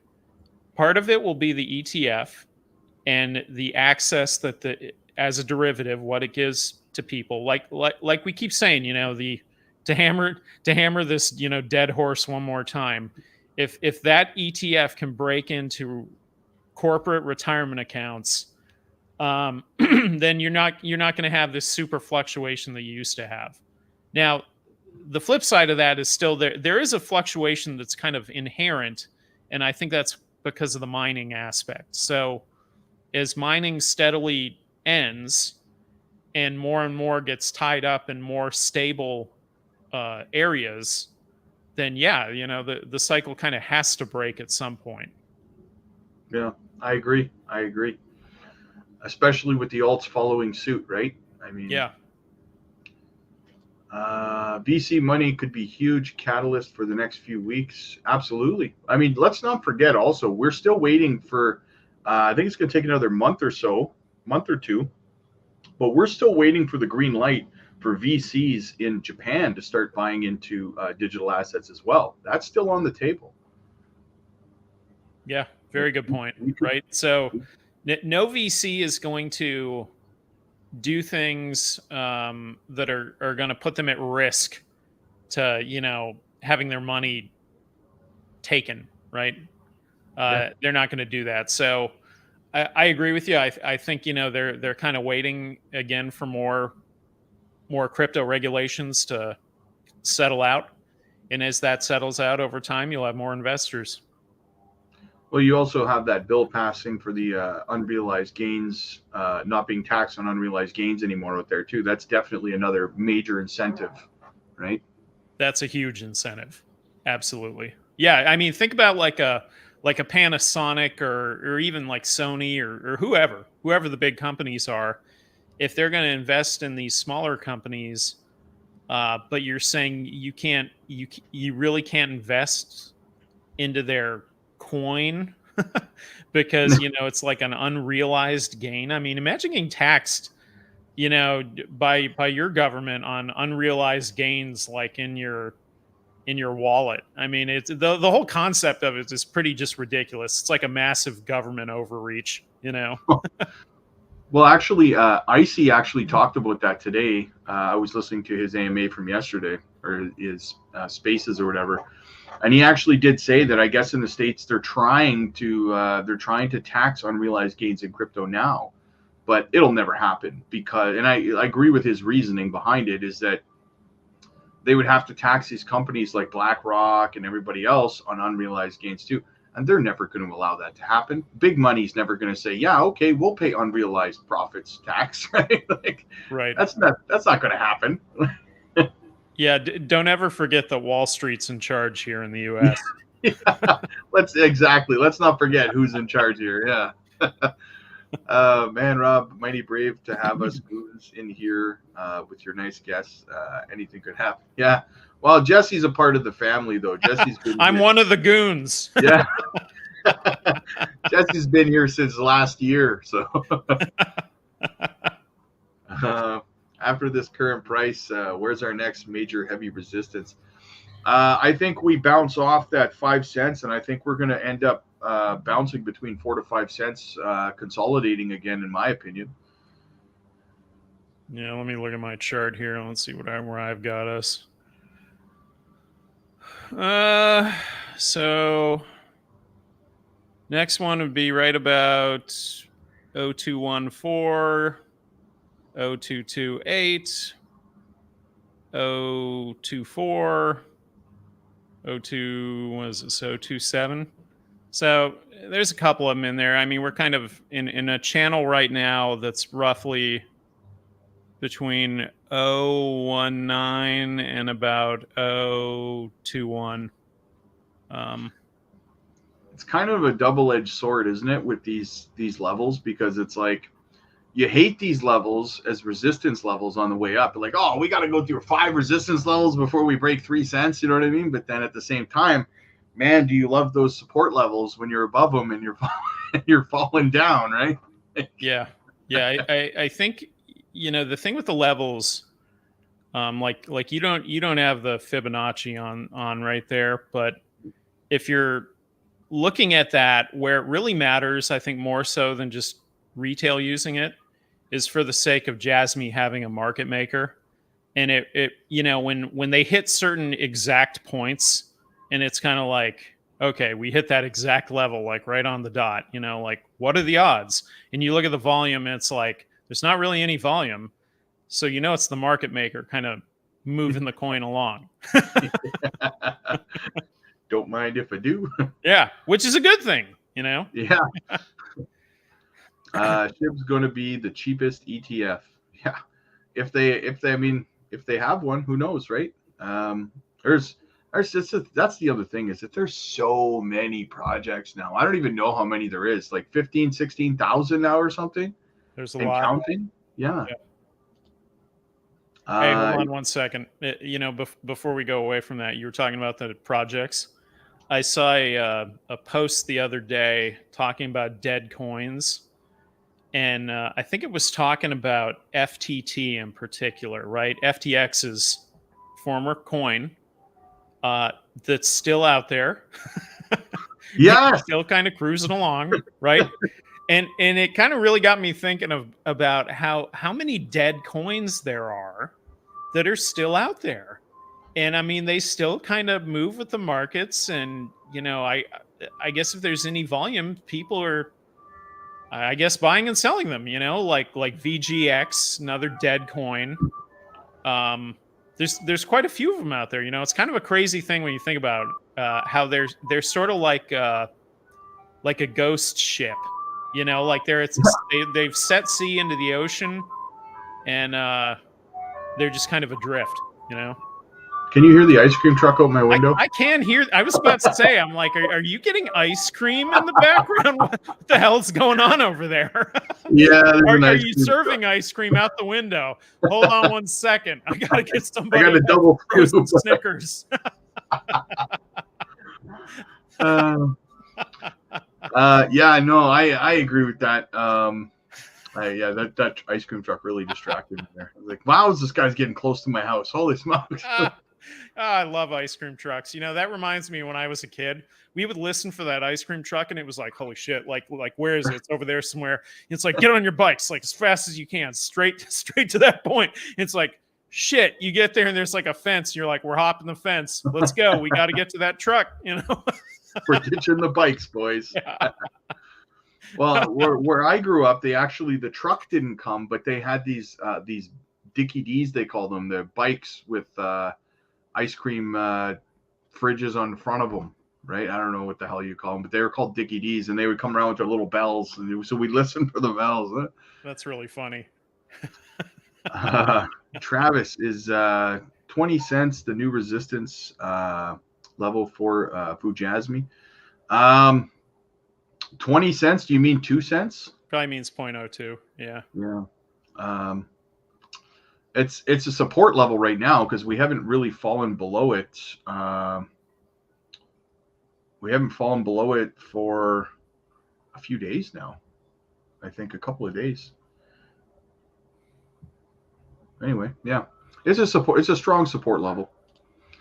Good point, Jesse. Having said that, JASMY's gone through a lot of those avenues already and passing regulations in Japan who may have strict requirements for strict requirements. Yeah. True. Yeah. I think JASMY's more. The odds are greater for JASMY to have an ETF in Japan right now than they are in the United States, though, in my opinion. Why do you say that? Well, I mean, it would require one of these big hedge funds to actually apply for a JASMY ETF, right? And is it even on their radars right now? Maybe. Everybody's looking at Japan. Yeah. I mean, you know, don't understate that. I mean, everyone's looking at Japan, and how many projects in Japan are there? Well, That's true. there's Star, there's JASMY. I don't know what else. Well, I guess my point is that when these companies look at potential ETFs, I would assume, this is an assumption, that they're looking at what's going to bring them volume and fees, right? That would be my assumption. There's a lot of volume in JASMY. I mean, look, it's everywhere, right? How many exchanges are they on? 75? 80. 80? Yeah. I mean, it's ridiculous. 81. Get it together, man. 81.5. Finance is the 0.5. JASMY, though, you got to remember, no ICO. No ICO. And they've said all along that they've got the fintech attorney law firm repping them. And so they have been real strategic in what they've done and what they haven't done. So could they have an ETF? They probably could. Yeah, no, you're not. It's not. Well, absolutely. I'm not saying it's not possible. I just think that it's maybe not likely, but you never know. Well, I just think the odds are better in Japan first, right? I don't know. I don't know. I don't know if I agree with that, because I've always thought JASMY should be much more popular in Japan, and they haven't been. Right? This is true. I mean, they're by and large more popular globally than in Japan, which is half the reason I kept pushing for them to replace the card to get on the subway, right? Because if they could do something like that, then they would be everywhere in Japan. Totally different story, right? I mean, if they could break through like that, be everywhere in Japan, and then be on an ETF, that would be massive.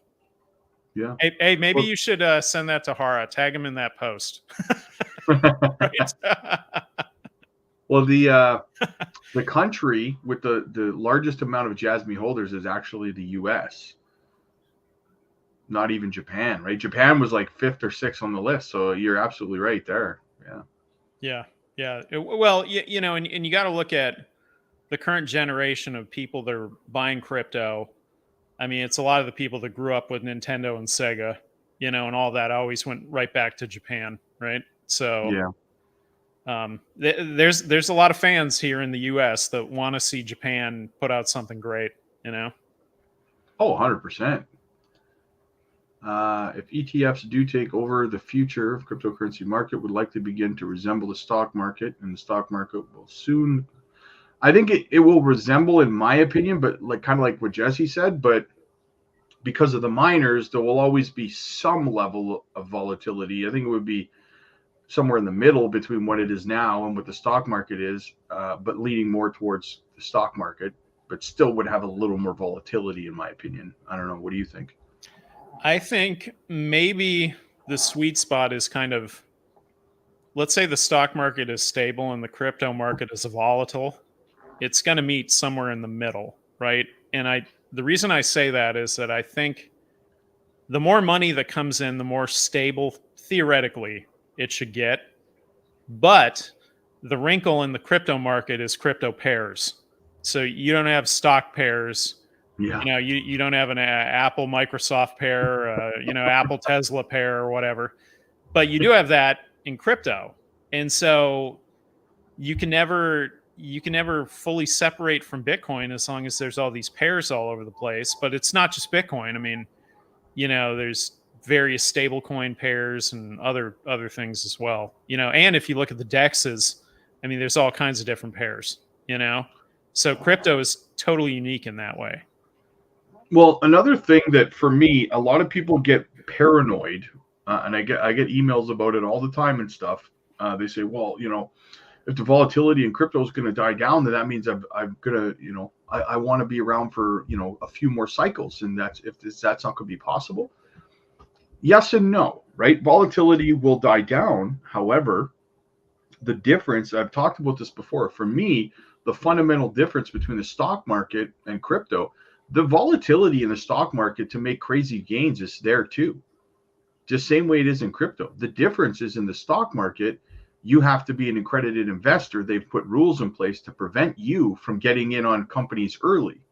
There's not going to be any shortage of new projects launching in crypto just because the volatility died down. You'd still be able to buy into them early, and without these accredited investor rules to prevent you from being able to buy in on a KASPA when it first comes out, for example, the opportunities will still be there, in my opinion. I think so. I think you're going to have opportunities. I mean, some of the things that run are because they have a Coinbase listing or a Binance listing, right? And then all of a sudden it pops off.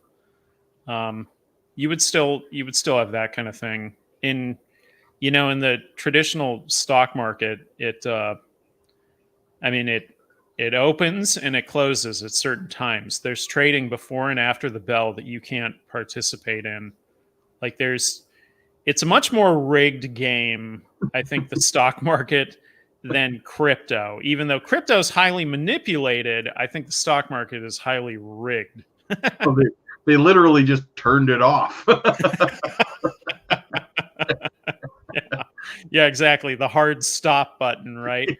Yeah. The other thing too in the stock market, which I'm sure you got this in crypto, and at the same level, I don't know, is the high frequency trading, right? I mean, like all like the flash crash type stuff that happens now in the stock market, where it's like, oh my God, we dropped, however many 1,000 points, in 1 minute, and then it went straight back up. Yeah, it's like all the auto trading is doing that. Like eventually everything is going to be all auto bot trading, kind of across the board. Which is a little bit, it's a little bit irritating, but I mean, listen, I understand. I don't always have time to. I say it's irritating, but then I go and I'll do copy pro trading on like LBank or something like that, right? Just lazy. Hey, give it a try. Rob got a 5th job as an ice cream man. I don't think my son would allow me to sell much product. I'm surprised he wasn't like banging on your door when that ice cream truck was out there. He's probably outside chasing the truck. Screw Dad, I'm going. Yeah, got to get that ice cream crunch bar. Beebs, Rob, I saw your portfolio change. At first, I was surprised. However, from the ROI standpoint, I understand why you did it. I was surprised because I watched the 4-hour stream with you and Max on that coin. Yeah, and you know what? I will get back into that coin at some point, but I just, like you said, I was going for some potential ROI. So provide a little context here. What coin are you talking about? Talking about HBAR. Oh, HBAR. You got out of HBAR? Is that what happened? Yep. I got out of it a couple of days ago. I told the members a couple of days ago that whenever I make moves in my portfolio, I let the channel members know. So I made that move and moved. I was up very, very. I mean, I got into HBAR at like 2-3 cents. Okay. Right. So I was up huge. Right. And then I had taken profits. I told the members I took profits about a month ago when it ran up to like 19 cents. And then we were hovering at like 15 cents or something, 14, 15 cents or something like that. And I was like, you know what? I'm looking at the ROI on it. I'm looking at the amount of coins I'm holding. I'm looking at another project that I'm really, really, going hard at right now. And I'm like, I'm going to roll these profits over, man. And then, I'll just take a new position into HBAR, as we go. So yeah. Sometimes you gotta pivot, right? You gotta take your profits, roll them into something else, and keep them going, man. It's nothing against HBAR. I still believe in HBAR. I think it's a fantastic project, especially with all the building they've been doing in this bear market. Mm-hmm. But I mean, partnerships in like Saudi Arabia, they're partnered with like Algorand in like 2 different ways. They're on that. I don't know what your thoughts are on this. Actually, the fact that they're on that, I will call it a panel for lack of a better word, but they formed this 5 projects now have formed this coalition that help redeem lost tokens and wallets and stuff like that. And HBAR, Algorand, XRP, Constellation, and I can't remember the 5th one. It's another one of those ISO projects. I can't remember which one though. What do you think about that? A lot of people are like, no, no, no. But hey, my thought real quick is that if you genuinely want the larger retail sector to get into crypto, it has to be there has to be fail safes in place. Not everyone is capable of maintaining their own keys and protecting their crypto. It's going to have to get a lot more user friendly to get the general, because people as a whole are generally kind of stupid and don't want to learn how to operate this, right? Yeah. There was a funny commercial I saw on Reddit that I think it was KuCoin that put it out, and it's this kid, and he's looking at at his crypto, and he discovers this wallet that he forgot that he had, right, and it's got 55,000 Bitcoin in it. And so he looks at it and he goes, oh my God, 55,000. He does some math. It's worth like $330 million or something. And he's thinking, holy crap, right? And so he's like going on other sites, like booking his trip and doing this thing and he's spending all this money, whatever. And so he goes to move the coins and he copies the address and he pastes it somewhere and he just clicks go to move it all at once, right? Oh no. And he didn't copy the last character. And then, everybody commenting is like, oh God, like, yep, been there. Like, oh man, I feel that one. It's like one character was missing and he hit send for $330 million. And, it's like, yeah, it's gone. Wow. I wouldn't do that with $100. Like, that makes you nervous. Yeah. Like I moved when I actually moved some crypto from one of my ledgers a couple of days ago, and I sent it over to an exchange to kind of make some moves, and it took like a long time. It took like an hour and a half for some reason. I don't know if the network was congested or something, but it took like an hour and a half. And yeah, I was like going back, confirming, looking at the the address I sent to, confirming it was I'm like, okay, well, what the hell is going? It's very stressful, right? It's incredibly stressful, and yes, you're absolutely right that the network can mess up, right? Like there are good network days and there are bad network days for whatever reason, that it's just clogged up, doesn't work right, something doesn't fully connect. And that happens. I mean, it really does. Like I had that happen to me one time where I was moving right about $4,000 worth of something and it just like got stuck. And I was like, like that was like $4,000. I'm like, hopefully that went through, and it was like, didn't go through. Checked it the next day, didn't go through. Checked it the next day, didn't go through. And I was like, where the hell? Like, I'm pretty sure I know I sent all this correctly, but it never showed up, right? And so at the time, I had to actually follow up with the team who was behind the project, and they looked it up, and they're like, "Oh yeah, there was an error. It got hung up on the relayer." I'm like, "What?" Like, what do you mean it got hung up on the relayer? And they're like, "Yeah, it got hung up, but we sent it all through, and now it's all over there. Now it's on mainnet." And I was like, "Okay, sweet, thank God." Decentralized. I know, right? But I'll tell you, man, that whole week, it's like I was like,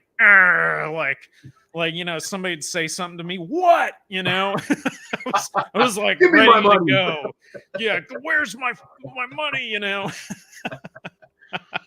It is, yeah, it is stressful. That's I always send a test. Always. Yeah. Like never would I send a large amount of money. And even then I wouldn't send, like this bull run, I won't be sending massive amounts of money at one time. I don't care if it takes a long time. I'll send it little by little. As long as it's in stable coin, I'm good, right? Like, yeah, true. So, so yeah, I don't know, that it's a very stressful thing for sure. But again, back to the original point is that if you want the general retail public to be in crypto, which you do want, right? Mm-hmm. For price appreciation across the board, well, then there has to be safeguards in place. There has to be. Yeah, I agree. I mean, you got to have crypto's got to be able to get to a point that a complete noob can get into it and do some of these things without just losing everything. You know, it's got to get there. Otherwise, that there's going to be this barrier of entry that's scares certain people away. You know. Yeah, because you're exactly right. It's too complicated, especially like new people. I get so many new people in my Telegram, and they're like, "How the hell do I operate MetaMask?" You know, it's not user friendly. Yeah, I know.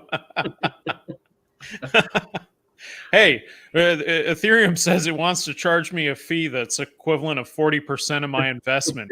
What's going on here? And you're like, yep, that's about right. You know, I think I'm doing something wrong. Nope. You're bang on. That's just how it is. Sorry. You know, like at the time that NFTs were really popular there for a little while, some of those gas fees that people were paying for Ethereum NFTs, my God. I mean, Ethereum was making a fortune on all those. And it'll happen again this bull run. Yeah. Yep, it'll happen again. What else do we have? Sorry, meant 2 cents. Yeah. We got that new coin, ice cream truck. ICT's the ticker. You heard it here first.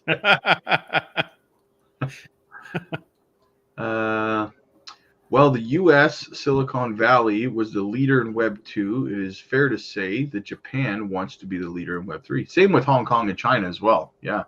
They announced, that's not a surprise, though. I mean, we were hearing out of China and Hong Kong over a year ago that they planned on making a splash in Web 3, right?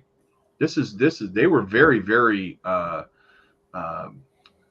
clear about that intent, right? Yeah. They were clear, but I do think Japan has gone further than any other country holistically, right? Like, if you look at Japan, the way that the prime minister talks about it, you know, their kind of smart cities idea, you know, the Society 5.0, all that stuff.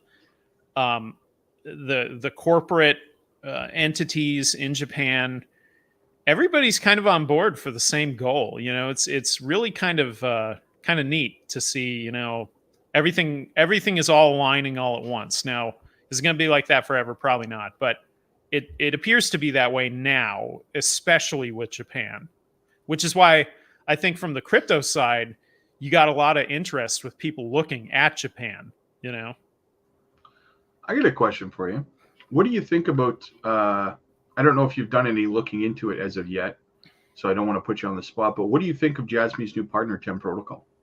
Who? 10 Protocol? Oh, 10 Protocol. I haven't fully looked into it yet. Haven't done a deep dive yet. What do you think? From my understanding, I mean, they're basically there to help solidify the AI security and stuff like that, right? Because we know that, as far as I know, that the PDL is basically like your information. I mean, you and I have talked about this. Like, your information on the PDL goes to the AI, right? Which helps the AI recommend things to you, right? Right. The concern that people are having, that I understand, is, well, is it like your phone where, you know, it's sending your data to a third party and then selling it off, whereas, you know, the AI doesn't do that, right? It's basically between you, the AI, and your PDL. Yeah.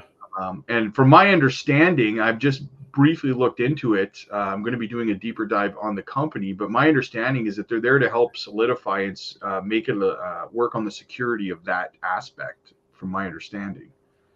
But there's probably more to it than that. But there probably is. I think, you know, JASMY with the PDL in particular has security patents as part of that, right? So there is security with the PDL, but yeah, I mean, you know, the way this whole thing is supposed to work, the entire premise of the Platinum data, right, is that the user supplies it, it goes into the PDL. What then goes out goes through the AI, and the AI provides inferences back based on the data. So could there be some sort of vulnerability somewhere in the AI, right? Not necessarily the PDL itself, but maybe in the AI somehow. I don't know. The thing with Janction and the Janction partnerships, it's a little challenging to follow because it's all kind of like hypotheticals, right? And it's these various third parties saying, hey, we see what you're trying to do here with your own blockchain. We can help you in the following way. We can make this a little better, right? So I think that's kind of where this one's headed. So overall, more security, the better, right? Yeah. That's a good thing. So Yeah, too much security is not a thing. The stock market will soon open its doors to 20. Yeah, I saw that they were actually trying to do that. Was it New York they're trying to do that in? I have not seen that. That's funny.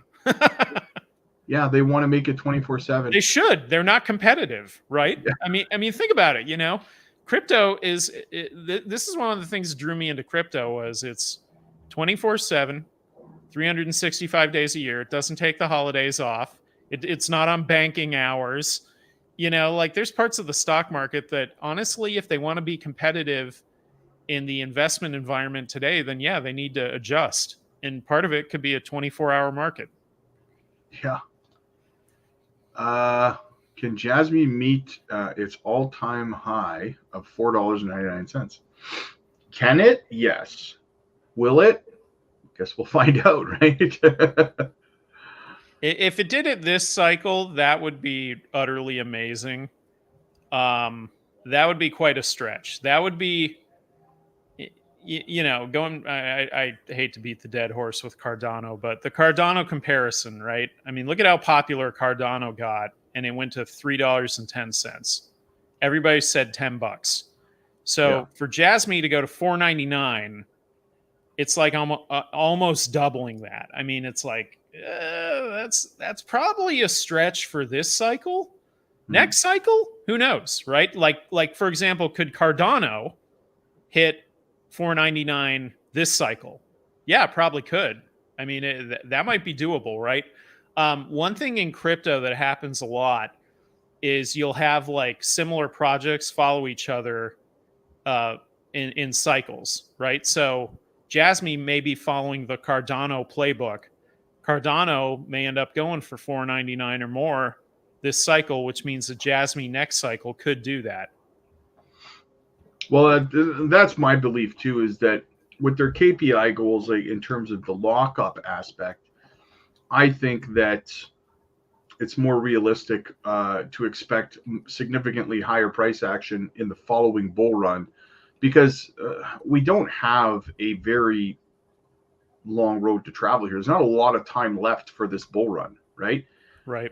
Like in my opinion, 10 to 12 months from now, people should be exiting their positions. Like you stick around longer than that, and in my opinion, you're going to risk holding through the next bear market. Yeah. But in saying that, I just don't think there's enough time. Again, it goes back to what I said about Doge. Everyone thought it was going to $1. It got to 72 cents, and I think that they just ran out of road for that bull run. Do I think Doge can get over $1 this time? Yeah, I do. I think it will actually break $1 this time around. But they just ran out of time in terms of how much time they had left in the cycle to reach it, I think, right? Yeah. And I think JASMY is, like you said, it repeats.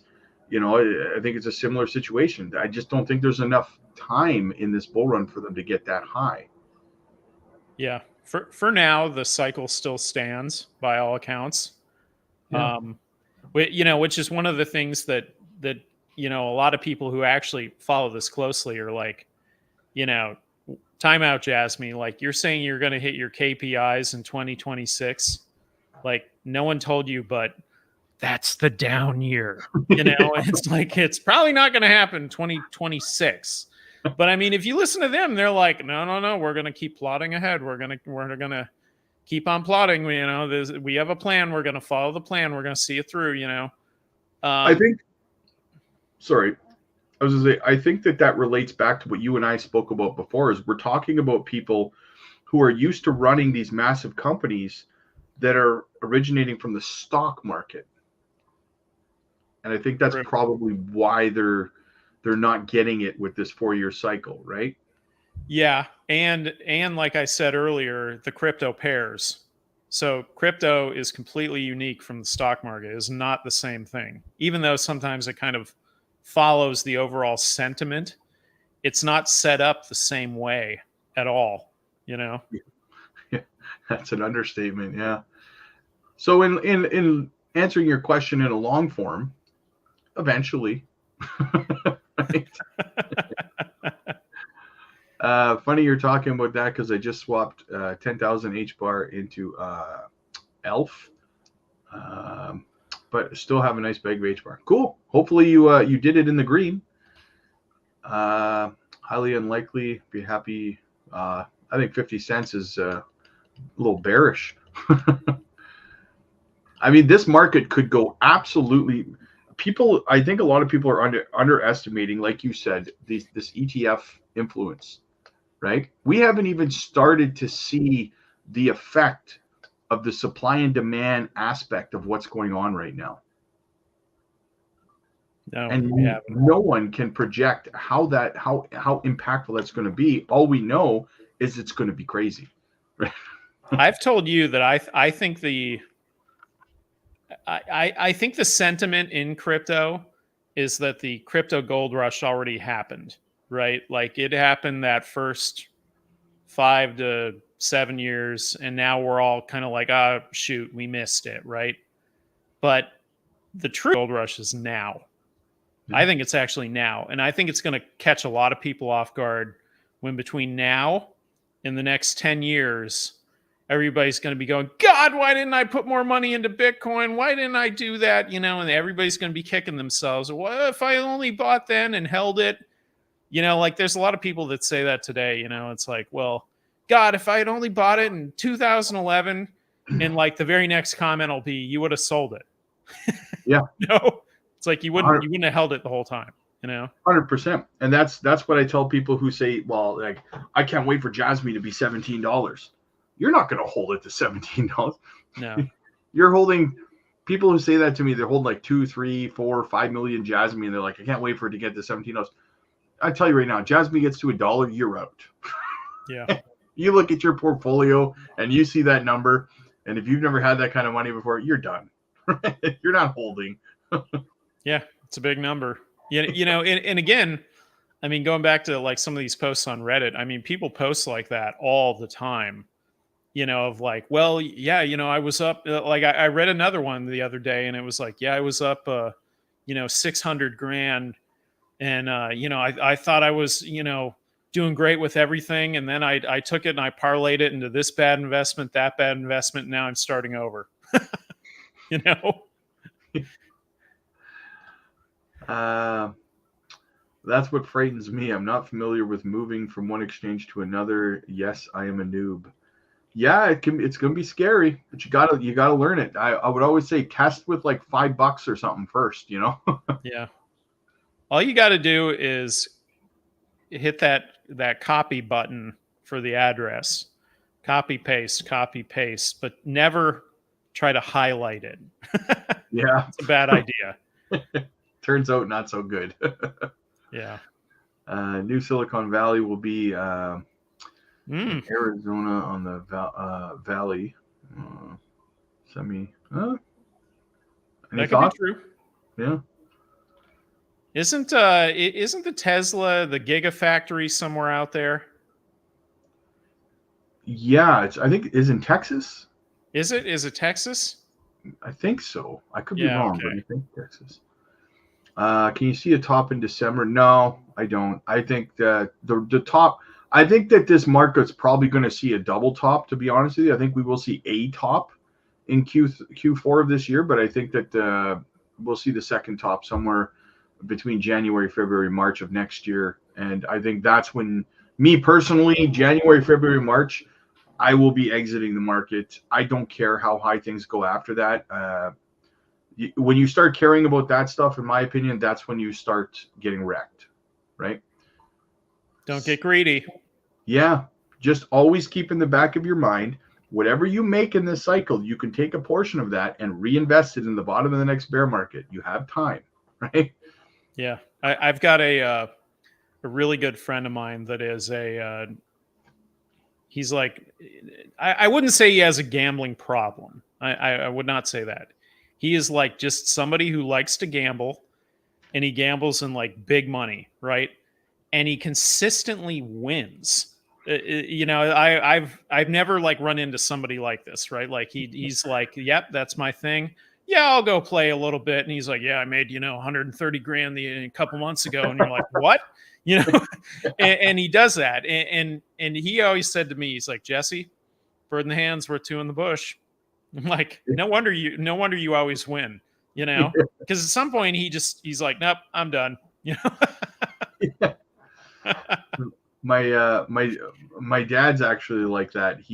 I go down to Toronto to visit him sometimes, and he always goes to the casino, and I went with him once, and I'll put like $20 into like the Blazing Sevens machine or something, right? Yeah. And most of the time I can turn that into like $200, cash it out, put in another 20. I'll walk out with like $400 to $500, right? From a $20 bill, which isn't bad. Last time I went with him, we go, and it's like I turn the corner. He's over at his dollar machines. I turn the corner. I come back, and he's standing there, and they're taking a picture with one of those big checks. And I'm like, what the hell? And he's like, yeah, I won big again. And I look up at the wall. He's got like 5 pictures up there holding checks. I'm like, what the hell, That's dude? really funny. So I know what you mean. It's just those people, right? Like, Yeah. Some of them are good, and then there's others that aren't. Gosh, I keep going back to Reddit, but I see all these things in Reddit. There's one of these subreddits I follow. It's like it's like highlighting all the boomers, and whatever they're doing or cranky at today, and it was a row of them at the casino, right? And they're just hitting the buttons, and they're just like plugged into the matrix. They're just hitting the button, right, over and over and over again. And then it kind of zooms in on one lady, and it's like, do you want to add, how much money? And she's at $20,000, and they're just hitting the button, man. Jesus, man. Like, my God. We actually have some VLTs at the bar that I manage, and there's this kid that comes in. He's, I don't know, 22, something like that, right? Yeah. And he hunts a lot, so he'll usually bring me like from the butcher. If he kills a bear or something or a moose, he'll bring me some sausage, some meat. Basically, he's like, "Here you go, buddy," And Yeah. the father-in-law loves that stuff, game meat, so I give it to him. And anyway, he comes up to me. I don't actually eat that shit. I give it to the father-in-law. Yeah, he loves it. I don't eat that shit. Yeah. But he came up to me last weekend, and he was all down, and I see him at the VLTs all the time in the bar, right? And he told me like 2 weeks ago, he's like, man, I gotta stop. I'm like, yeah, but you'll be here again. I just made a joke. I'm thinking, comes in, he's a kid, $22 or 22 years old, probably spends $100 or something like that, right? Whatever, Yeah. No big deal. Like, and he comes up to me last weekend, and he's like, man, I took out $4,000 on my credit card, and I just lost it all in the VLTs here. I'm like, what are you doing? What are you doing? I would have taken that out and bought Bitcoin instead.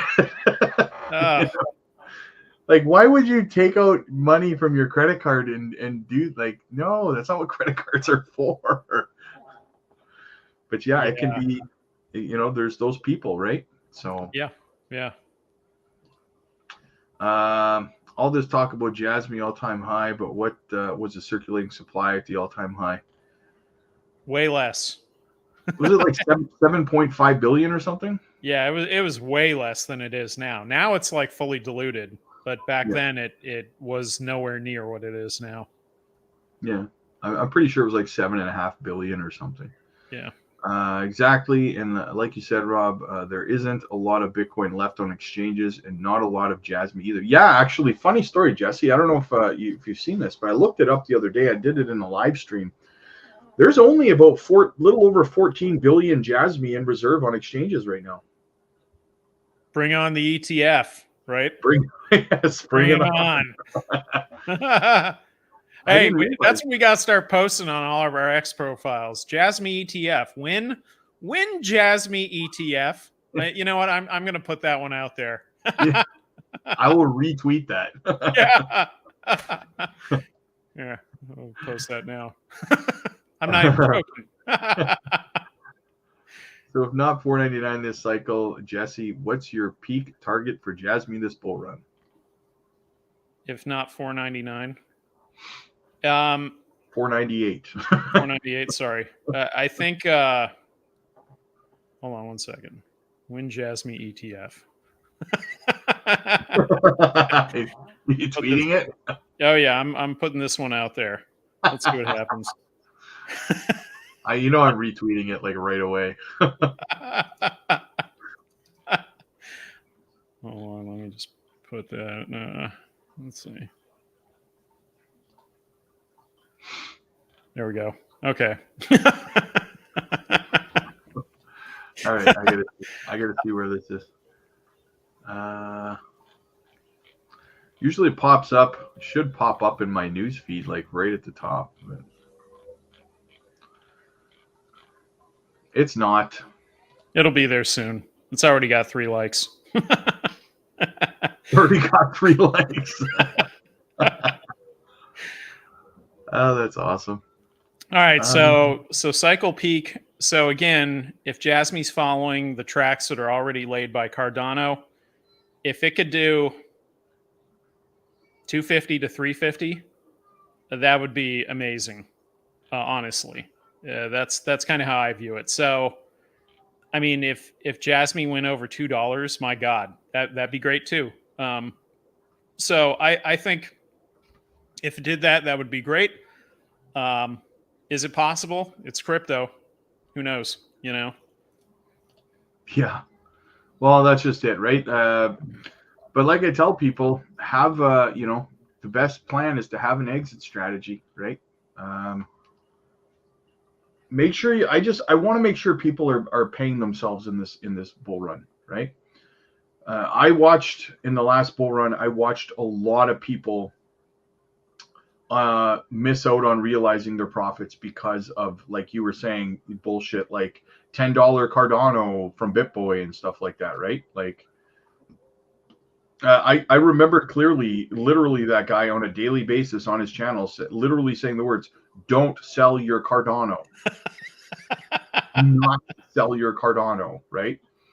Hey, what did he say about Bencoin? Oh, it's just going to pass Ethereum in market cap, 100%. Bencoin to the moon, right? Yeah. Yeah, it's going to be the new digital currency. Didn't you know? Yeah. Yeah, we're going to accept it at the Tesla dealer, Bencoin. Yeah.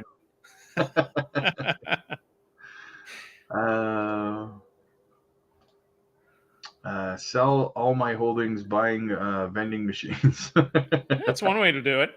Passive income, right? I mean, it's not completely passive. You'd still have to, I guess. Yeah, do people still go to vending machines and take coins out of it, or do you just scan a credit card now? In the old days, you always had to. I had a friend of mine whose dad did vending machines, and he would have to go and change out, get all the change and then restock the vending machine. It kind of seemed like a real hassle. I think that in more reputable places, like probably like hospitals and stuff like that, in airports, they probably have the the tap or whatever. But yeah. I know you go to some of the I don't know, crappier place. You go to a bowling alley or something like that, you probably still got to put a quarter in the machine, right? Hey, it wouldn't be right if you didn't. I mean, yeah, part of the experience, man. Unreal. Yeah, so it's going to be an exciting week, though, man. We got 2 bills that are going to be voted on. We've got the ETF potential approval. I mean, you got the Janction AMA. Yeah, we've got the Janction AMA. We've got Biden deciding whether he's going to veto that SOB 121. That's all. This is a crazy. This could be an extremely bullish week or an extremely bearish week. Yeah, but again, when in doubt, zoom out, right? Like, look at the long-term trends of this thing. Look at the long-term trends of the Bitcoin ETF. and it's only been going since January. Zoom out. There you go. Yeah, you know, the funny thing when you zoom out there, like do that again, right? So this is one of those things I always look at is, you know, your chart that's near flat has the greatest opportunity to go up, right? What goes down must come up.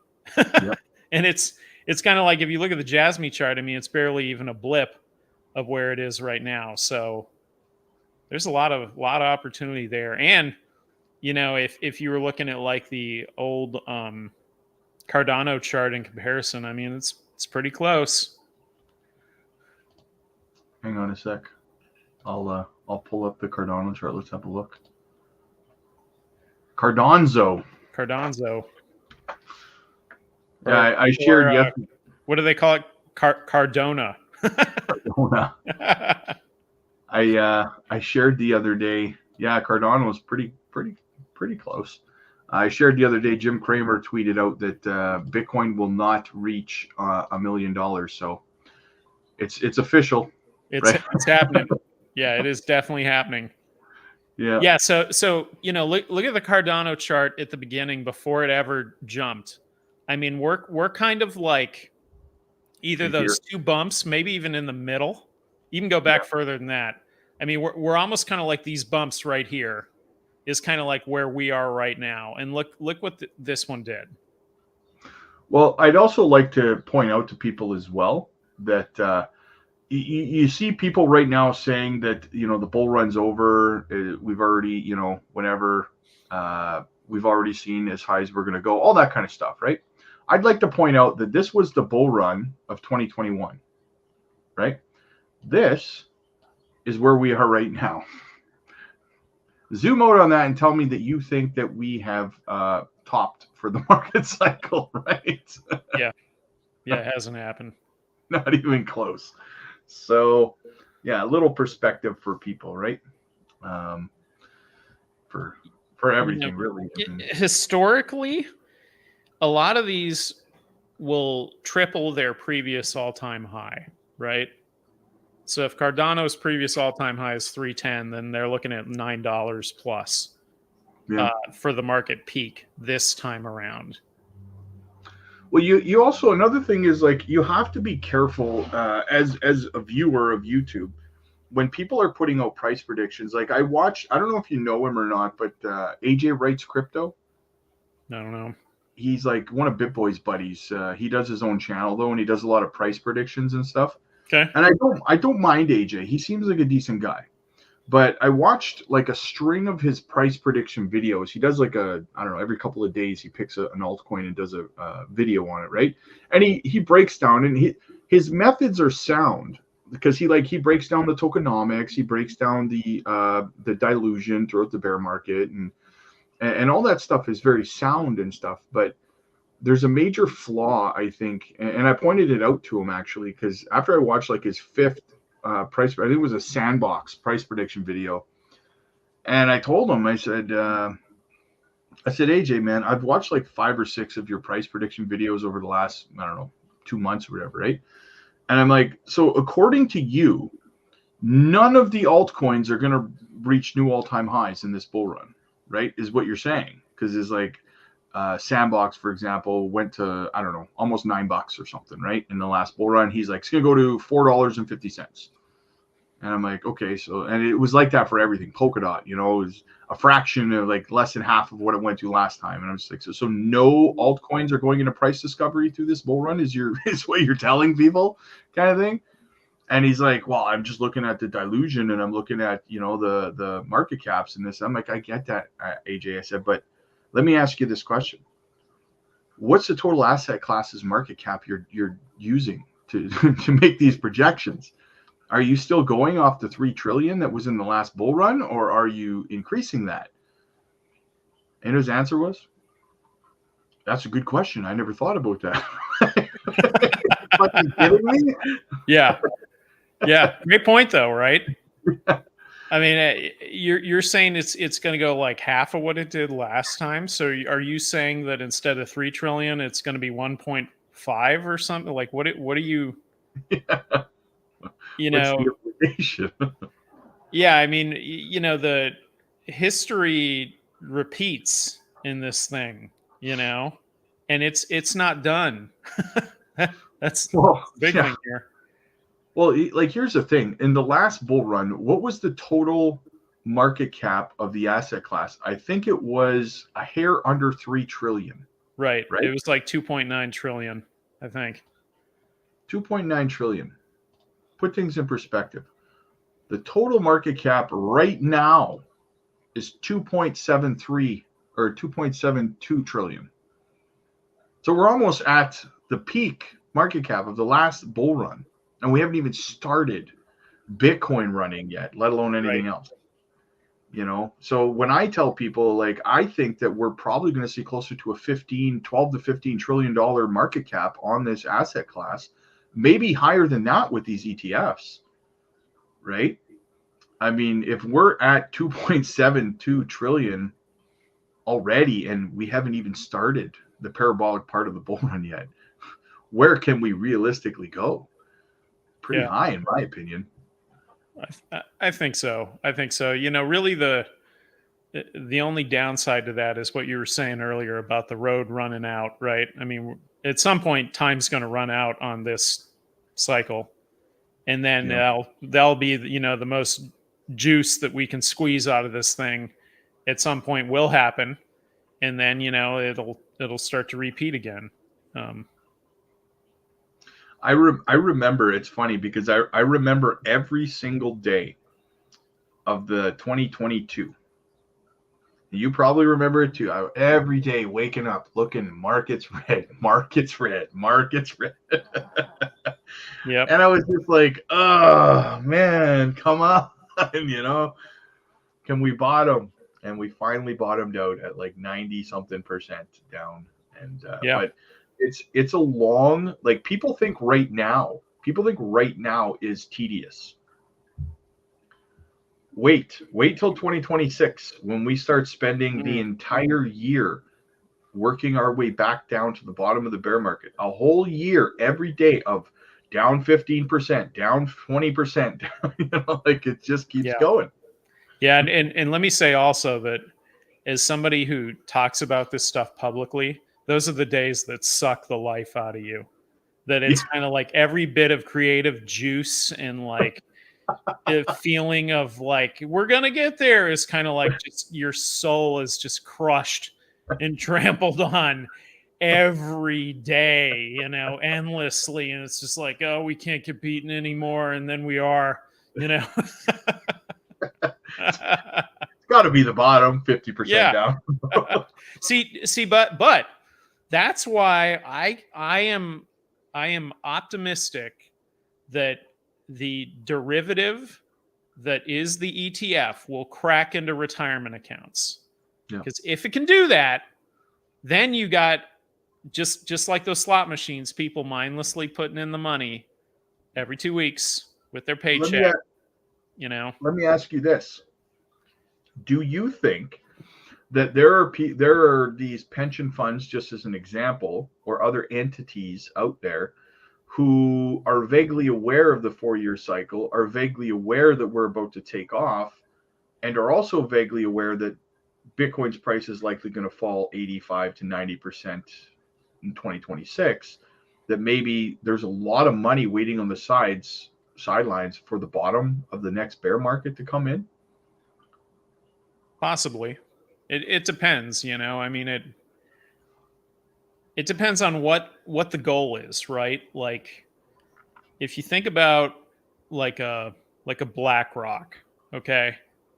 They're making money because these companies are investing in the derivative, right? They're making their money off the fee to get in and to hold this thing, to be the custodian, whatever. Is their goal Bitcoin? I mean, they want it to go up in value, but is that really where they're making their money? No, they're making their money off the people getting into it day to day. So what I'm getting at is, why then would they be selling and following the cycle? It doesn't really make sense, because that's not where they're making their money anyway, is on the profiting of Bitcoin going up or down. They don't give a shit. What they're looking at is getting in more and more investors and charging the fee off that investment, right? It's kind of like a stable returns, right? Like, for a financial entity that's generating money, they want to always be getting steady returns, and they're getting that off these various companies holding in the ETF. Now, if those companies say, "Hey, I want to sell everything," well, then maybe it happens that way. But it's not going to be BlackRock doing the selling, is my point, right? It'll be whoever their clients are saying, "Hey, BlackRock, I want to sell everything," right? Go ahead. No, I was going to say, or the other thing here is if it's retail buying it through like their retirement accounts, then, like if I'm buying, let's say, the Bitcoin ETF through my retirement accounts and they're tied into the BlackRock IBIT, well, it's only going to sell if I'm selling. So if I'm not selling, then it can't sell. You know what I mean? That's kind of the mistake that a lot of people have been making with Grayscale, right? Everyone's pissed off at Grayscale. It's not them, it's their clients, right? It's their clients going, "Hey, why am I paying 6 times the fee with you that I could get with BlackRock? I'm pulling out everything, sell it all." And that's why Grayscale has dropped more than in half, Yeah, it's unbelievable. Though they have started to see inflows now, which is fantastic.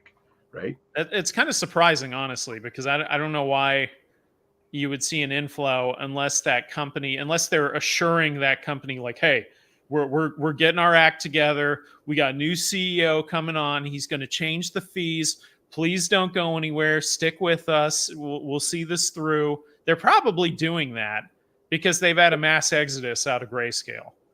Well, of course, it's not a coincidence that they start seeing inflows within a couple of weeks of them getting a new CEO, right? Yeah. Coincidences don't happen in this industry. I do not believe in coincidence.